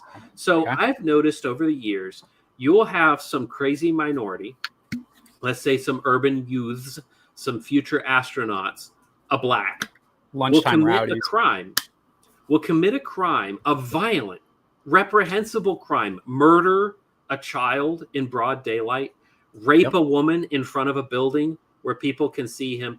Some vile, despicable act of immeasurable violence. And then, his family, the family of the victim will come out. They'll get a news report, they'll get interviews, and they'll come out and they'll say, let's not make this about race. Yeah. That's that's an odd thing to say. Why? That's a really, what an odd thing to say, right? Yeah. Why did you come out and just immediately say that? Yeah. What was that all about? First of all, I've noticed this over and over and over again. Yeah. Why would the family behave this way, Sean? Well, when I first heard about this, I heard about on Telegram, and I was like, this is another weird right-wing conspiracy thing. Like, this can't Right. exist. This And I isn't looked real. into it, and it is very open that this organization has existed for some time. And so what they, I think you more or less said it, is there's some crazy crime. And what's humorous is, there you go. To me, what's humorous is they know when it's a case like this, right? Like this group Right. knows, like, this feels like it's the usual suspects type case, and so they insert themselves into it. They don't wait. So they don't show up by accident. Right. This is pre-planned. They see on the They're news. watching the news, and Yeah. they show up in mere moments. Yeah, and so they coach these people, and if I'm not mistaken, they give money. Like they would literally offer money for them to come out and say, like, this isn't about race. Like, I condemn the people who use my son's murder to make a statement about race. And all that, which, side note, there was a time where I was like I said, like, Telegram, I got deep into Telegram, but like I would go through in my head my speech. If like, this happened to me, if God forbid I had to be the guy on TV, and they're like, how do you feel about it? It's like, oh, I guess it's time to unfold my battle flag back here and hang that baby high and proud, and give a speech that'll put some hair on the reporter's chest. But anyways, yeah, that's what they do. They would come by, they would sit down with you. We'll give you some money if you lie to the cameras and say that you didn't notice what race this guy was that just murdered your son. From what I understand, it's not literally cash in hand, because that would be unscrupulous. Yeah. But what they'll do is they'll offer to cover funeral costs, and they will solicit the interviews with the local news. They will get you to talk to, because people have wondered, why do families who don't have this message, why do they never make it onto the news? Well, the reason is because this community relations service, all right, they're in the job of community relations, right? They have it in with the local news, with the large news groups, to where if you've got the wrong thing to say, they won't cover your funeral costs. They'll make sure you never get anywhere near a microphone. But if you take the line, they'll extend the carrot, and they will make sure that your message gets out there. Yeah. It's pretty wild. It's crazy that our government ever came up with that, where they said, like, we need to make sure. It was like when they they said at one point they were going to stop publishing FBI crime statistics by race. My favorite meme out of that was, it was like some guy from SpongeBob, and it was like, how am I supposed to argue politics if I don't have my FBI crime statistics divided by race? Right. So there's a very simple way to do this, right? Or there was a one where it was saying that they're not going to post mugshots with the crimes anymore because it enforces rational bias. Well, that's another odd thing to say. Well, why would you say that? Why would it do that? How can you say that this is informing racial bias? How could that be a thing? So this group was formed in the 1960s because of racial tensions. Their job is explicitly to control the narrative around race, to make sure that people don't have naughty thoughts, despite the things that are happening to you, despite not just the evidence of your own eyes, but the violence committed against you by certain groups of people shall not be noted. It shall not be named among you. You shall take no notice. You will not collect 200. You will not pass go. And here is something that happened this week. I originally ran across this. It was shared by Academic Agent, which is a guy out of the UK. But Aesthetica did a very good job of kind of tersely summarizing this. He says, the CRS, the Community Relations Service, has been officially defunded. For the uninitiated, the CRS was the racial censorship arm of the Department of Justice. Signed into law with the Civil Rights Act, its function was to threaten and silence families of white victims of racial crimes. Note, it has absolutely been used in that function. The CRS was not going and harassing black families. When George Floyd died of an overdose, the CRS didn't show up and say, hey, don't make this about race. All right. When black guys get killed by cops because they're running at them with a knife, all right, the CRS doesn't show up to the family and say, hey, don't say that this was about race. We're going to make sure you don't get anywhere near the microphones. If you do, it was only used one way. All right. Its stated goal was to keep the peace between races, but in reality, it was weaponized against white families. If you've ever seen a white victim's family immediately after a tragedy go on the news and say an obvious hate crime wasn't about race, that was the CRS at work. And here it is, 24 million, 56 positions to attorneys, and, defunded. Their budget request, nothing. You're getting zilch. Nothing. You get nothing. So love to see it. Love to see it. This flatline. But very good comments underneath this one. There is a much longer spiel here from Chad Crowley. I don't know who this guy is, but he's got plenty of followers, so he's pretty well known, evidently. But he had a write-up. And I'm not going to read the whole thing because it is an article on Twitter. It is a full-page article. But he says, the seemingly harmless named Community Relations Service created in 1964 now stands as a living proof of what for decades were dismissed as right-wing conspiracies. Even the deeper network that guided it remained only partly exposed. We were told it was a fantasy to imagine that Washington directed demographic change. And he just goes into, what did they do? You remember the summer of Floyd, when American cities burned, billions in property damage? Buried in his provision was the language of reconciliation and healing. Yet its founders spoke without shame of preventing white backlash. Right? Their stated goal in their own publications was prevent white backlash. Yes, these violent crimes will be committed against you and your children and your wife. Your wife will be raped, your daughters will be ravished, and you will be happy about it. Right? See our published work.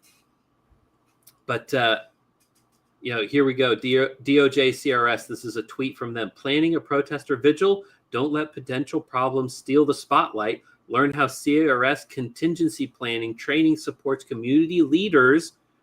Community leaders means blacks in maintaining safety. Yeah. And here's, them posting a BLM memorial. You know what's funny about this? I never noticed this on the Robert E. Lee statue here, but it looks like they made the lips like red, and then it looks like he's got like tears streaming down his face. That's just a funny. That's just graffiti.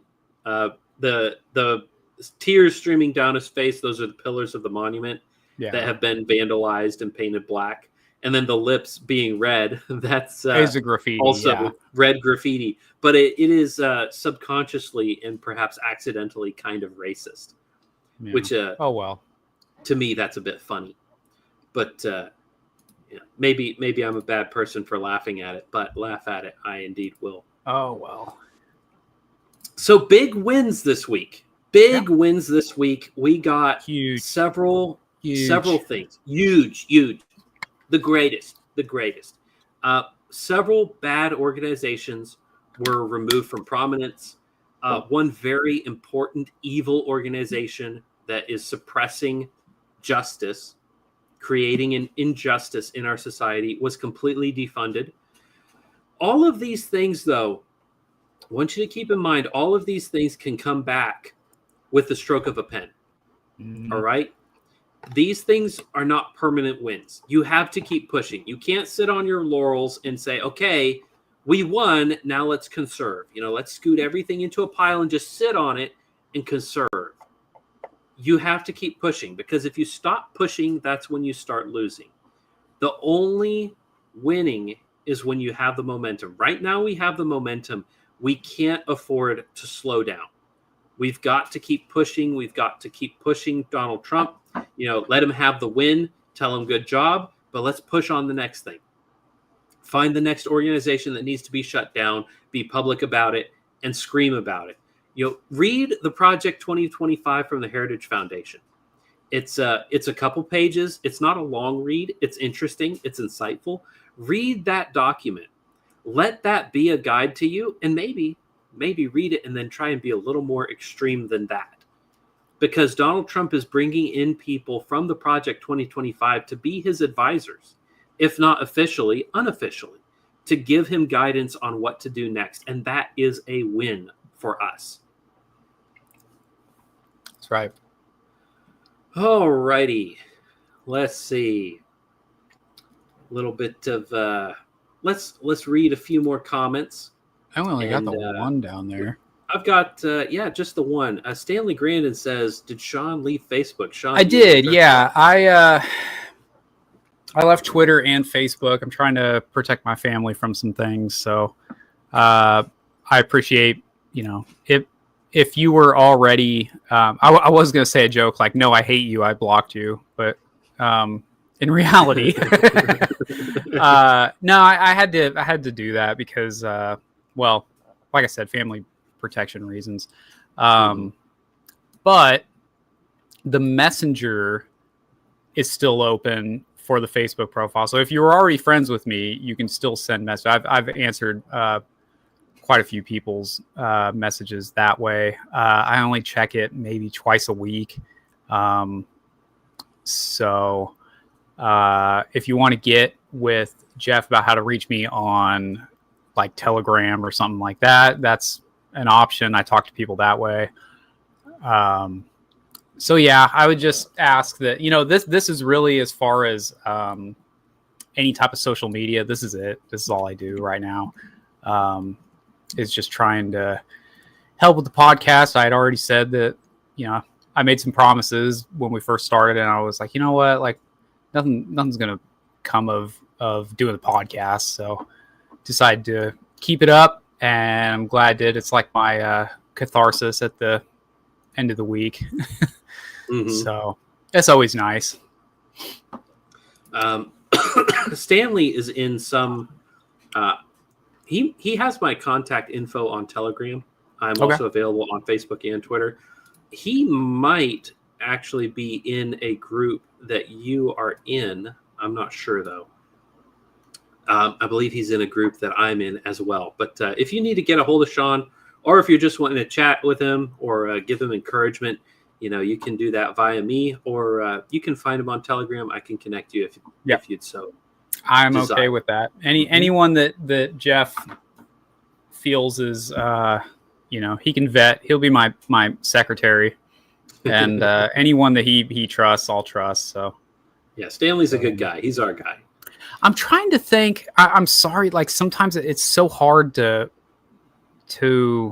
remember unless I have like a face or a profile picture. But Stanley, I want to say, I know you. I know I used to talk with you a lot. Now it's hard because I've not met most of the people that I've talked with online. So it's hard to like remember exactly who someone is without like a profile picture sitting there right in front of you.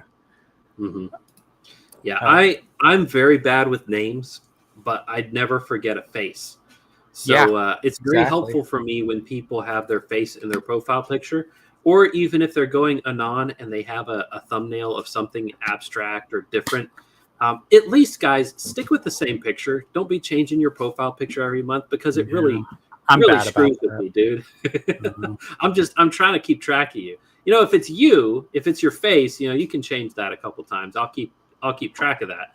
But if you go from a picture of Robert E. Lee to a picture of Charlie Kirk to a picture of Putin riding a bear to a picture of some cowboy riding a rocket into the moon, that's I'm not going to remember who you are, even if we've had deep, long conversations, because my brain's just not going to make the connection. Here's Stanley Granite again. He says, another big win is the potential peace agreement in Gaza. The Israeli media is freaking out about it. Trump demanding Israel to cease fighting is pretty awesome. The peace agreement between Israel and Gaza is actually not a white pill, if you know what's going on. So Trump organized this peace agreement, got all of the Arab nations, including Hamas and Gaza and their representation, to agree to it, got Israel to agree to it, and then they're like, okay, we're going to ratify this. And then Israel turns around and sent a different peace agreement that was edited completely. And they're like, okay, here's the final agreement. Last day, right before closing, they're like, oh, actually, here's the updated agreement that we agreed to. And all the Arab nations kind of looked at it and said, wow, way to screw us over. We appreciate the overture, but we're not very happy about this. So that's a very tenuous situation. It's not as good as it looks because Israel does not want peace in the Middle East. It doesn't fit their MO. All right. They're an expansionist power. They want to conquer their neighbors. And so when this peace agreement looked like it might happen, they changed the deal because they don't want the Arabs to accept a peace agreement. They want to keep fighting because they're winning. Why would they want a peace agreement? Everybody else does. The United States, their lackey whore, who's paying for all this. We want the peace agreement because we want to stop paying for their war. The Arabs want the peace agreement because they want to stop being murdered in their beds at night. But the Jews don't want a peace agreement. Israel does not want a peace agreement because it doesn't benefit them. They're winning. Why would they stop? Kind of like Putin right now. He's not very interested in peace agreements because he's got all the territory in Ukraine that he wants. He's sitting pretty and he's got the momentum. Ukraine does not have strong footing in Russia. They don't have a very strong front line. So why would Putin, surrender land for a peace agreement? So you have to look at the incentives here. It's not a great situation, and I don't think it's coming to a close anytime soon, no matter how much Trump complains about it. It's just, you can't even see the light at the end of the tunnel yet. And maybe I'll eat my words. Maybe there will be a peace, a big, beautiful peace that will bring peace to the Middle East. But there's not been peace in the Middle East for a long time. Not ever since a particular group of people showed up. Christians, obviously. Communist Chinese or Qataris. That's what it was. It was the Qataris. The Romans. Sure. The Romans. Eric Skeens says, do you have any tips and tricks on nuking your social media for protection reasons? I do, in a way. I mean, I guess the best thing is you could just straight up delete it. And I mean, what that does on Facebook. Oh no. Am I getting lost? You're getting a little robotic, but you're still understandable. It looks like it says my connection's unstable. I wonder. Yeah. I think it's on your side, dude. It might be. Anyways, you can just completely delete it, and it'll delete all your comments. It'll delete everything. It'll just say like Facebook user, but it won't even. I think it used to do that and show the comment. Now it doesn't even show the comment. Like the comment's just gone, which will lead to some confusing threads later down the road. But that is one option. What you can also do on Facebook and Twitter is you can do like it's almost like a half nuke which is what I'm currently on with both of those. So the profile still exists, but no one can see it. It's it's like, for all intents and purposes, it's gone, but I still have whatever amount of days to reinstate it, and it would go back to have all the same friends and same comments. It'd be like I never left. Mm-hmm. So that's an option if you don't know if you want to do that. I think sometime around mid-November, I may or may not be changing that. I'll have to reassess around that time. We'll see how it goes. Really the only reason that I wanted a Twitter to begin with was to sell books, and it did not work. So I don't really have much of a, fool, I can sell books to you in person. Like, I don't need Twitter. Like, but that's what I'm saying. Like, that was really all I wanted. I really don't want to be, I guess I have no ambitions to be like a political voice, like oh, Twitter's real life and I'm going to change the conversation on Twitter or whatever. I found a lot of it to just be blackpilling. In my experience, like, the most blackpilling people are your fellow ostensible conservatives that are just, like someone was talking about how great. Well, someone was saying they were basically defending Nick Fuentes. Nick Fuentes, to me, is like one of the biggest black pills. The fact that dude has any amount of following, to me, is just a huge black pill. It's like just some of the things that he says. He disparages everything that I love. So that's one big reason I wanted to get off of it, because like everyone's just at each other's throats all the time, and I don't see that on the left. Like there is such a desire to win on the left that they will. I mean, it seems like they know how to do coalitions. Yes, but they will put up with a lot. I mean, I know it doesn't look like that from the outside, but the Democratic Party, if we are to just use that as a blanket for the left, they are a very organized, very big tent coalition of people. And man, it just seems like they know how to funnel money to the right places. They know how to do politics, but right-wing guys just don't. I don't know what it is, man. I mean, maybe that's why so many of our guys advocate for monarchy, because you don't have to do politics. You can just cut people's heads off with a monarch. Something to be said for that. Yeah, of course. Yeah, I mean, it goes back to the statement that Jesus made. He said, the children of this world are more wise than the children of God. We do have this tendency for infighting. And, I mean, fantastic guys, even some of them. Brett McAtee, who I'm friends with on Facebook, he's a really smart guy, a pastor, I believe, excellent person. But the dude is a purity spiral and black pill extremist. Like, I mean, nobody's good enough. No progress is ever good, right? Like this show that we just did, he would throw a fit. He'd throw a fit. How dare you be happy about good things happening? How dare you? You should. It's not perfect. You should be dull and glum like me. Yeah.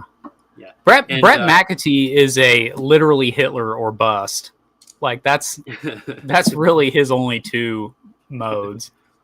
I mean, even if the spirit of Hitler revived and rose from the grave, I'm sure he would find ways to complain about that. I mean, no matter how extreme, the most extreme that you can think of, if it were to actually happen, you would find guys who would still complain about it.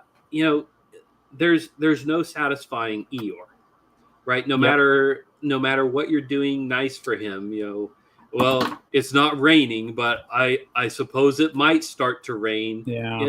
He's going to complain. Baller. So, word of advice, weed out Eeyore from your life. You don't need that. Look for the rabbits and tigers. This show, the purpose of this show is not to become a million follower, multi-million dollar enterprise. I mean, I would love it if that happened. I could quit my day job and just do this 5 days a week. That would be really cool. That'd be sweet. But I don't think that's going to happen. And that's not why I'm doing it. The purpose of this show is to encourage you, the men in my life, the people I know in person.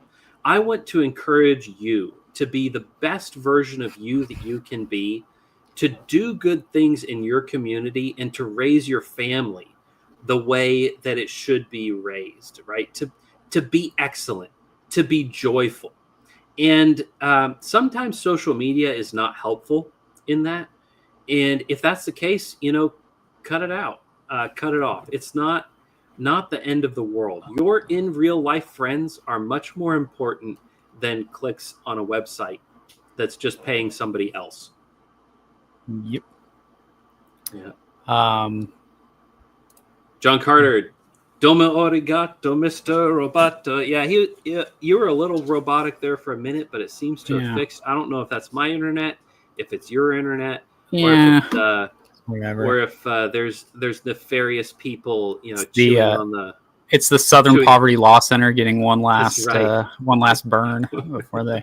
The ADL in my floorboard. Speaking of Mr. Roboto, bro, if Styx is not going to tour forever, but man, dude, I seen him like 10 years ago at the LA County Fair, something crazy, like some weird like spot, but dude, they put on an amazing show.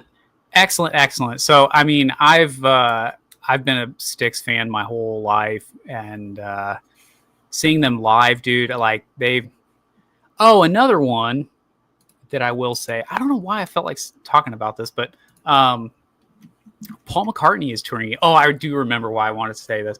Paul McCartney's touring again. I saw him in 2019 right before the lockdown. And dude went for 3 hours. 3 hours. And he's like an 80-something-year-old man. And he crushed it. And, the reason I was thinking about that recently is because I started listening to the James Bond novels, the Ian Fleming novels. You had recommended them for a long time. And I'm finally I'm in like the middle-ish of Live and Let Die, which the movie soundtrack was that, at least the song, the marquee song was Paul McCartney. And when he plays that, like towards the end of the show, like he shoots loud fireworks as part of the song. Because like when you listen to it, it sounds like explosions going off, and he makes explosions go off like as an instrument, and it's just awesome. So it's been in my head the whole time, the last couple of days, listening to this audiobook. Yeah. Very good, by the way. I can't wait till I'm a little bit further in and I can actually have a substantial conversation about it. But I am a fan. It is very straightforward in the writing. It's not weird. Like you're not sitting there kind of like, what is he talking about? Like it's I don't know. I'm already in love with these books, and I'm only halfway through the second one. I think Ian Fleming is some of the greatest writing for just action adventure. Yeah. Right? Because he is he's very good at keeping your interest, which is important in a story, but also making you feel. And that's so I'm very much a lover of pulp fiction. I mean, I love action adventure. Right here behind the Book of Common Prayer, I've got Raymond Chandler, Dashiell Hammett, leather volumes of their greatest works. And I really love that kind of fiction. And Ian Fleming, I think, is an excellent example of that as well. Rex Stout as well, highly recommend.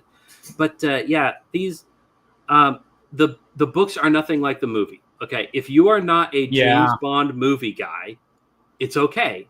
You don't have to be. No. Read the books. Read the books. They are excellent. They are excellent. Yeah. Very, very good.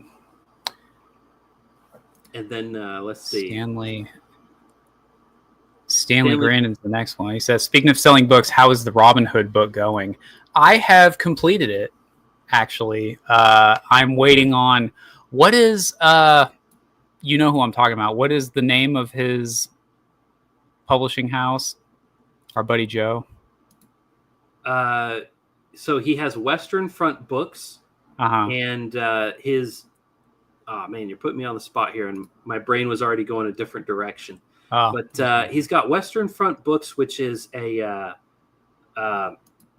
part of man. Joe, forgive me. I just completely blanked on. Joe, we're trying to do a commercial for you, and but if you're interested in Western Front Books, there is a link in the description, and we've had a link in the description for a couple shows now to his website. Oh, nice. We have a couple different bookstores that I dropped down there if you're interested in their stuff. But yeah, it's he's a great guy. He's in real life friend. I've had dinner at his house on more than one occasion, and he's been to my place. He's a good dude. So Western Front Books, look them up. Fantastic. But you were saying about your Robin Hood. Oh, what is the? I don't know. He's got two different publishing. Wise Path Books, is that Wise the other Path? one? That's right. Wise Path Books and Western Front Books is a facsimile of that.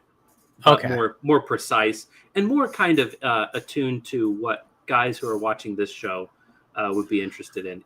Whichever one he does novels through, I am waiting. That would be, I'm waiting on him to read the manuscript and get back to me. But he's like, "Oh, I've got all these other books." I'm like, "Screw those other books. Read my book." So that's I finished that.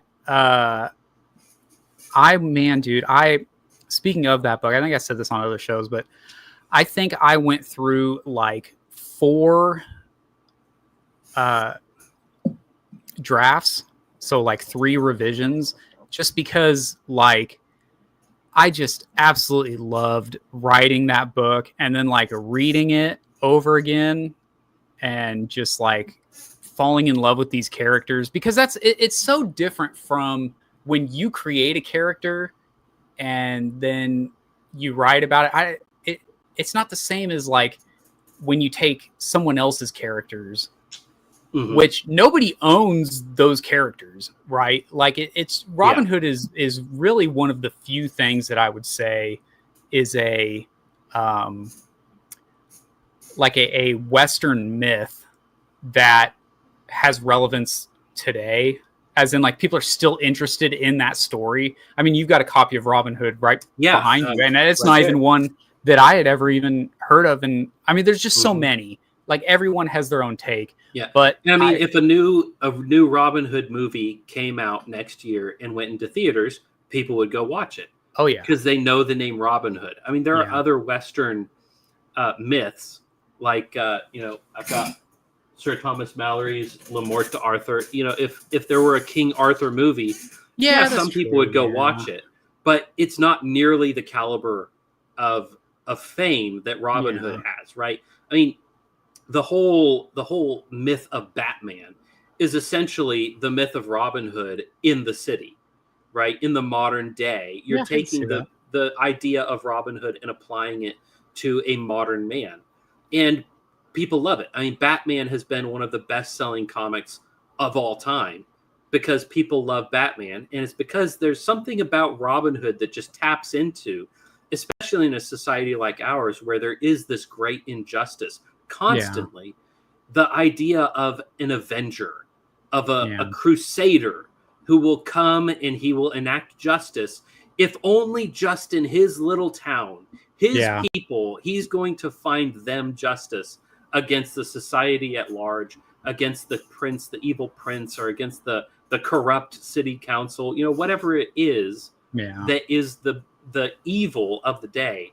Having that crusader, that avenger, is romantic, and it's beautiful, and it's good.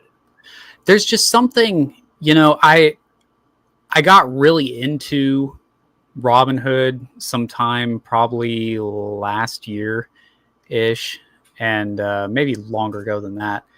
And just all these different versions, and there's ballads that are like the oldest things, and those are kind of the core of a lot of things riff on that. And then there's just all these different versions. And as I was listening to these, I kept saying, like, man, I wish this scene was just a little different here, and I wish it was more like this, and like this aspect of this character needs to be emphasized more. And the more I was like, man, dude, I have a whole book in my head, and I wasn't even trying to like put it there. I wasn't even just like, I want to come up with my own thing, but I couldn't help it, but come up with different scenes that I was like, this has to be there, and like this character needs. Just, I don't know. I could talk about it all day, but basically, I believe that even people who are very familiar with Robin Hood and different versions of Robin Hood will you'll find things where you're like, oh yeah, that's something I recognize, but also like, oh, no one's ever taken it in that direction. Another big difference that people have in their versions of Robin Hood is like, is he just a yeoman, or is he is he a nobleman that like has his nobility taken from him through unjust means, and that's what his fight is about? I don't know what's going on with this. Howard Pyle's version, which is my favorite. I mean, it's like everyone's favorite, but Howard Pyle's version is based like completely off of the ballads. So there's no Maid Marian. The king is not Richard the Lionheart in his, because in the ballads they weren't. That's not who it was. There's a lot of things that we might think are missing, but so this is the version I read as a kid. Okay. And in this one, you've got the very standard, he's the son of a knight. Okay. And so he's not exactly, as it were, landed gentry, but he's not a yeoman either. And then, this knighthood is not necessarily inherited, right? You have to earn it. Yeah. And so in this one, he starts out kind of raised among the high people. And then when the Crusades happen, his father goes off and is killed in the Crusades, and he's orphaned. And then he kind of rises up as a defender of the people. So he knows all of the important characters because he grew up with them. But then at the same time, he's got the he's got the cachet of the people because he's one of them. At the end of the day, even though he's in that milieu, even though he knows them all, the nobility are kind of his trade and fare. At the same time, he's not one of them fully, so he's not accepted by them. He goes to the merry men in the forest, and he leads them. And then when the king returns, when the ransom is paid and the king returns, he is richly rewarded. And then in this version, the last two chapters of the book, or last chapter of the book, is just a black pill, because it's the king dies, John becomes the king. And then, he dies, and, last scene of the book is him in his bed. Oh, yeah.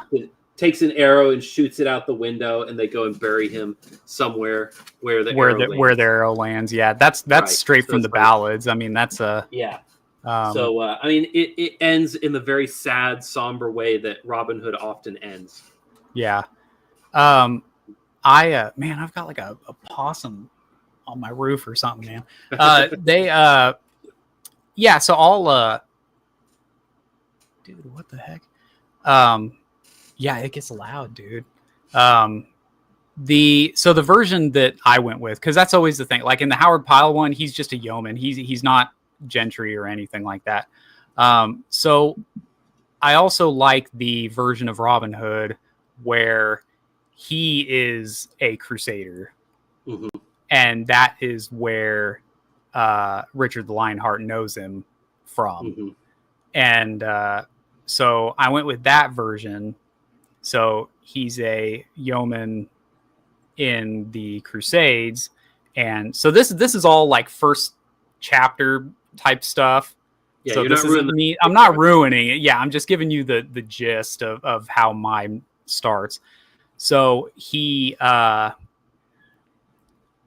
in a battle, and a guy who was like a mentor to him dies in the battle, and his last dying wish is that Robin take his sword, which is like an inheritance token, and like be his heir, because he's only he never had any other kids except for a daughter. And so that what he makes him promise, he's like, you can have all my lands and everything like that, but you have to go back home and marry my daughter. And the daughter that he goes, that's Maid Marian. And so that's how it all kind of ties together. I don't like it when Maid Marian isn't in the stories. Like, I know that's it's common these days, but that she's not in the ballads. She's not in Howard Pyle's version, even though older versions do have Maid Marian. Some of the early plays have Maid Marian. There's but I like the love interest thing. Like I have a lot. There's love interest for like all the guys. So that was a big thing for me too. Like, you have something to fight for, right? Exactly. Like, you can't just have a bunch of homeless dudes in the woods hanging out, drinking beer. Yeah. Like that only goes so. This is not MGTOW incel. This is yeah, fighting for a future that we can raise children in. Yeah. So I also tied in some actual historical things. Cool. Which is really interesting. Like in doing my research on Robin Hood, like there's some historical reasons that it makes sense that that Richard the Lionheart was the king who returned. Mm-hmm. And it's because Nottingham Castle was the last. There was a battle there, like a siege. And it was the last stronghold for Prince John Lackland when Richard returned. So why, out of all the places it could have been, it was Nottingham Castle that was that place that was basically the last battle that he had to like rid John. The crown. Yeah. So come on, dude. Historically, that's a weird happenstance. It lines up. It lines up. I mean, how many kings return from a battle or from a war? I mean, it just makes sense that he'd be the guy. So, anyways, we'll go on from there. I could talk about this all night. Jim of the Kingfisher says, "Book of Common Prayer in the background." Nice. Yeah. It's part of my heritage. I've cracked it open and read through it, or read little sections of it a couple times. I've never conducted a service from it, but I've kind of play tested it a little bit. It's a good thing. John Carter, the only difference between Brett and I is that 90% of the time I keep it to myself.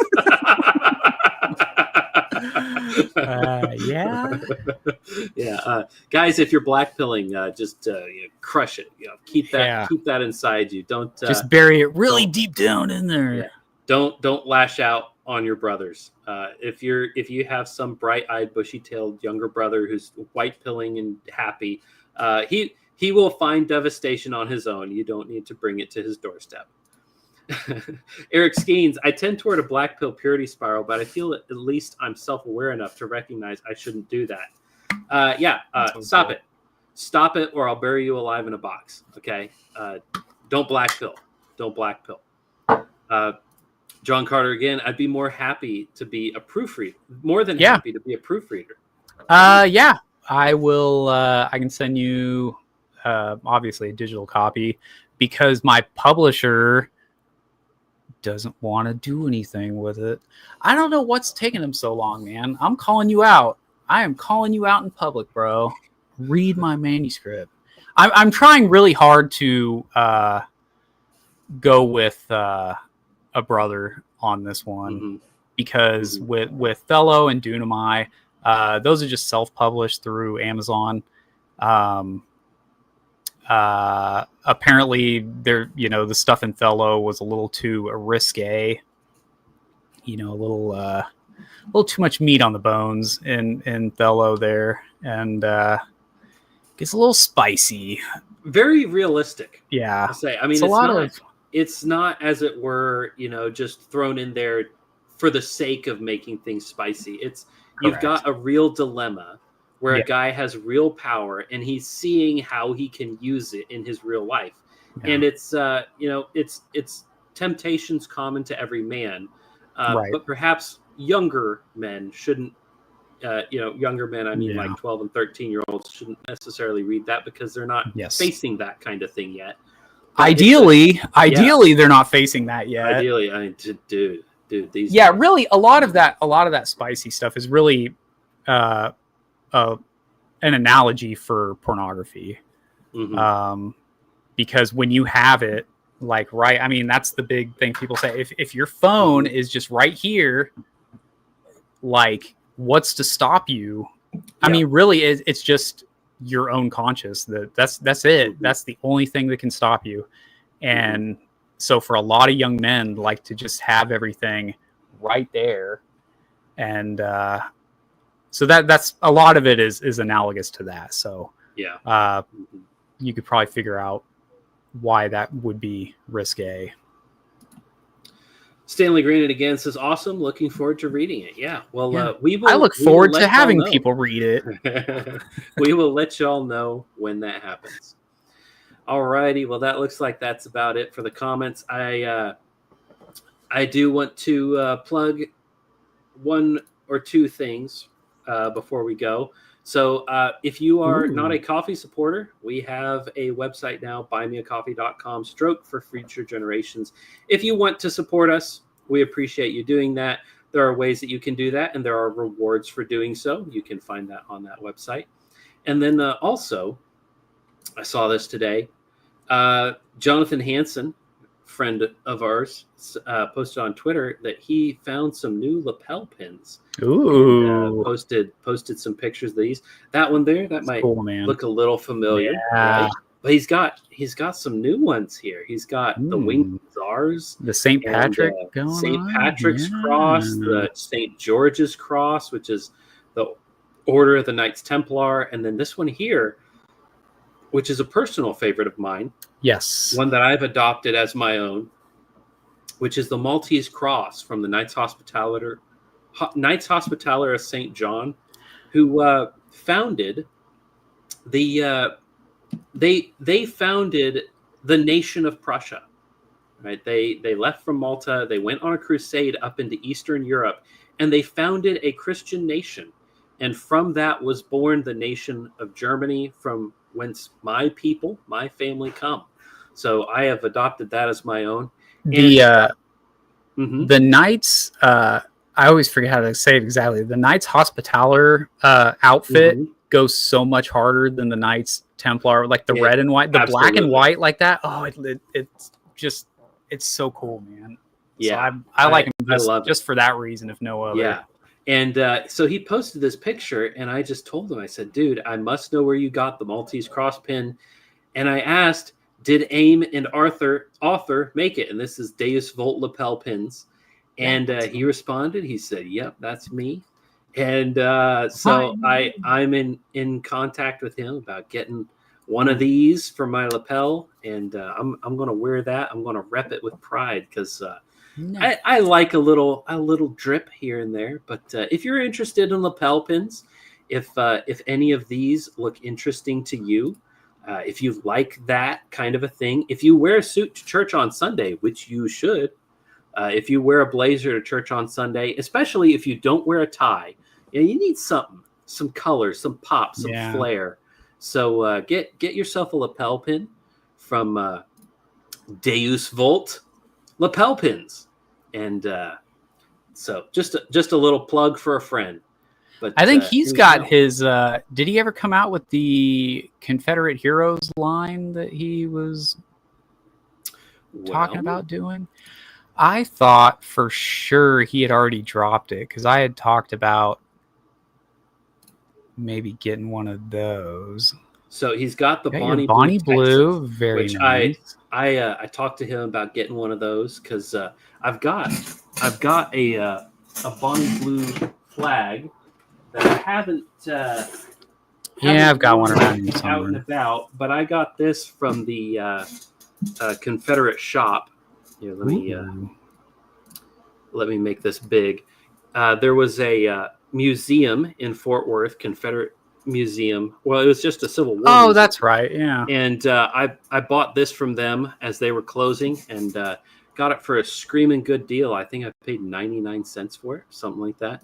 But they are gone now, so I don't know who this souvenir hat tack these folks are, but this is Dave's Volt's website, Dave's Volt lapel pins, and there it is. Yep, there you go. Got Dabney, and he's got Jackson. Yeah.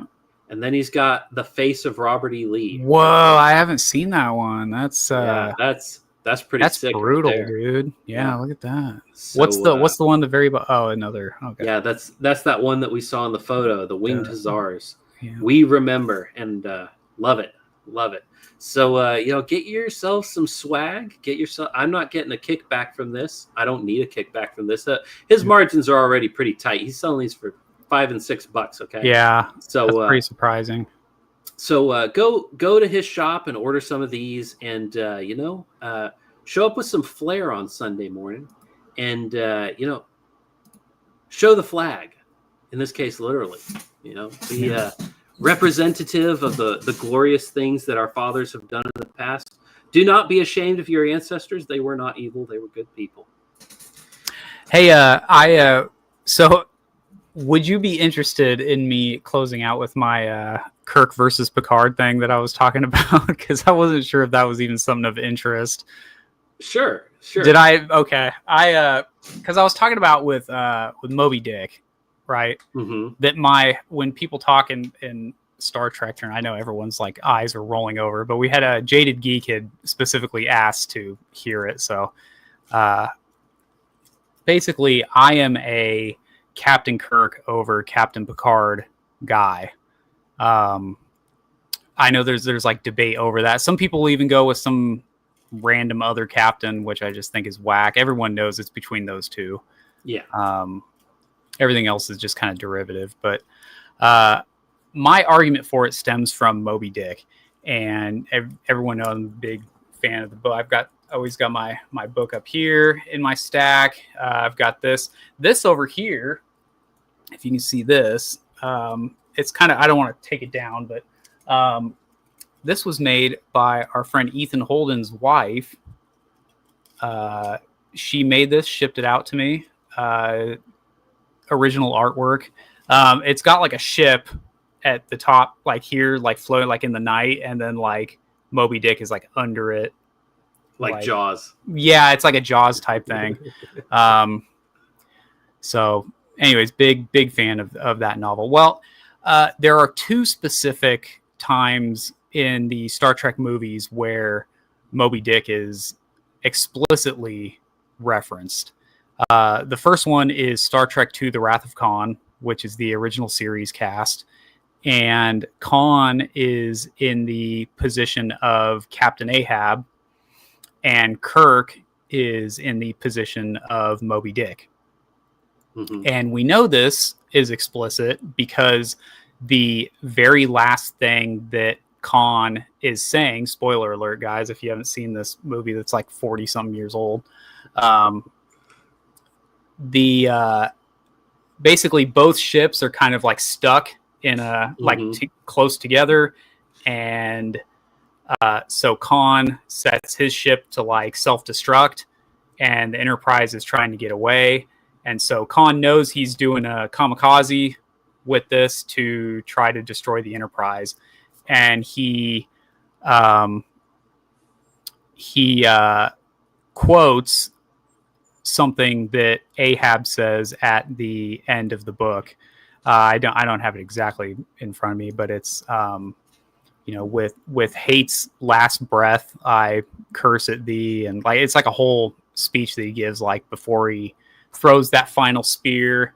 It's a cool scene because he ends up he throws a spear and it sticks into Moby Dick, and then like the rope wraps around his neck and pulls him off with Moby Dick in the novel, obviously. But anyways, like he gives that whole speech that Ahab says, so it's an explicit reference to it in Star Trek First Contact, which is the second of the Next Generation movies. Moby Dick is again explicitly mentioned, but in that one, it's Captain Picard is he's talking to this woman who is not part of the Enterprise at all, and she says something like Ahab has to get his whale, right? So it's an explicit reference. Mm-hmm. And then Picard, being the well-read man that erudite he is, he then says if his chest had been a cannon, he would shoot his heart upon it. And that's and she's like, what are you talking about? And he's like, it's Moby Dick, like from the book. Yeah. And she's like, oh, I never read it. Yeah, she's like, I never read it. And I'm like, I guess that makes sense. Like most people that would quote something like that. But so in that position, Captain Picard is Ahab, and he has to like amend his ways and let the whale get away with it, which is the Borg. So all that to say, Kirk is Moby Dick, and Picard is Ahab, and Moby Dick is the one greater than Ahab, because Moby Dick is representative of God. I mean, I know there's people who will argue otherwise, but it's silly. Like that is it's practically explicit in the book. Yes, and like the reason that the whale is white is it's this holy other mythical, like nothing should be this powerful whale. And Ahab obviously has his beef with God in scripture, like the actual Ahab.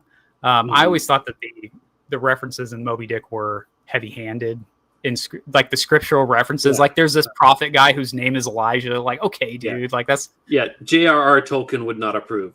No, not at all. But C.S. Lewis would be like, oh, dude, yeah, this is it. So yeah, that is my argument for that, is that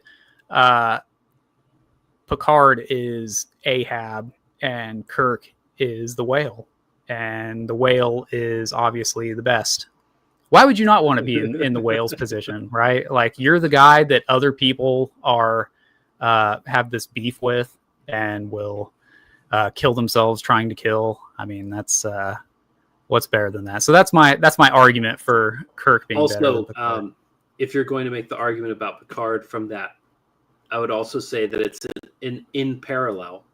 Because it is not equitable, because for Picard to sacrifice himself to destroy the Borg would have been good, whereas Ahab's struggle against the white whale would not have been good. He wastes an entire ship, an entire crew, and destroys himself for the sake of a whale. Whereas, to destroy the Borg is per se evil. Yeah. So he would have been correct to blow his heart out with a cannon, because that would have been the noble thing to do. Yeah. So also, I also take Kirk over Picard, although I have not watched any of the. I've not watched a lot of Star Trek. I've just watched a bit, but I do appreciate some of the thoughtful, provocative things that come from it. But also, Picard spends like the entire series simping over a single mother in Dr. Beverly Crusher, who is extremely hot, by the way, but that is a single mother. And Kirk would have taken her to town off the rip. And so just sitting there like, oh, I've got feelings for you. Like, come on, bro. Weak. Then he also would have found somebody else next episode, because that's how Kirk went. Oh, I thought you were going to say he would have found somebody else to raise the kid that would result. That too. That too. Picard could raise his kid. Oh, there you go. Yeah. John Carter, when it comes to discussions of Star Trek captains, my response is not inspired by Moby Dick, but Bartleby the Scrivener. I'm not sure where you're coming from reference. There. Yeah, I don't know what Bartleby the Scrivener is. Bartleby the Scrivener was a guy who got hired as a clerk at an office and just sort of slowly over time said, no, I'd rather not. No, I'd rather not. And just eventually stopped working and then just sat in the office and lived there and eventually got arrested and died in jail. Is this a real No. This is another book by Melville. Well, a short story by Melville. Oh, okay. So, it is pertinent, but I'm not sure why the parallel is there. I'll have to have. He's probably just being silly. Like, oh, I don't use to. Moby Dick. I just use this other Melville thing. You'll have to enlighten me about how that is pertinent, but I'm sure you've got your reasons. Yeah, he's just trying to be slick. I'm sure you're making a dig at Star Trek, which I appreciate. Yeah. All righty. Well, folks, we've been going for about 2.5. Oh, he says. Oh, John Carter says that was my attempt to cleverly say I'd prefer not to. Yeah, I'd rather not. Just to Star Trek as a whole, I'd rather not. Okay. It's not for everyone. Very, very clever. Very clever. Thank you, sir. All righty. Well, folks, it has been 2 hours and 20 minutes. It's almost a 2.5-hour show. We appreciate you all for sticking along and had a good show. Hope this has been encouraging to you. You know, the Nothing Ever Happens Brigade defeated once again. And though I count myself as a part of that quite often, sometimes good things happen, and it's good to recognize when good things happen. So it was a good week. We had some wins, but keep the pressure on. Keep the pressure on because we're not done. We're far from done, and there's still a lot of work to do. And tomorrow is a day that God has prepared for us to go and worship him in. So go to bed and get some rest. And also about tomorrow. Tomorrow is October 5th, which a little bit of announcement. That is Life Chain Day, which is a national day for standing up for the unborn. It is a pro-life protest. Look up in your local area, Life Chain. You can look at that on lifechain.org. They will tell you where your local demonstrations are. Go show up at a pro-life protest. Stand out on the street corner with some signs and just make your voices heard. Because the voiceless, the unborn child cannot stand up for himself. And you need to stand in the gap for him. So that's what I'll be doing tomorrow. And I hope that I will see you there. And hope that you can take a stand for something good. Do something good. Go to church. Feast with the saints. I'll see you at the table. And have a wonderful night. Farewell.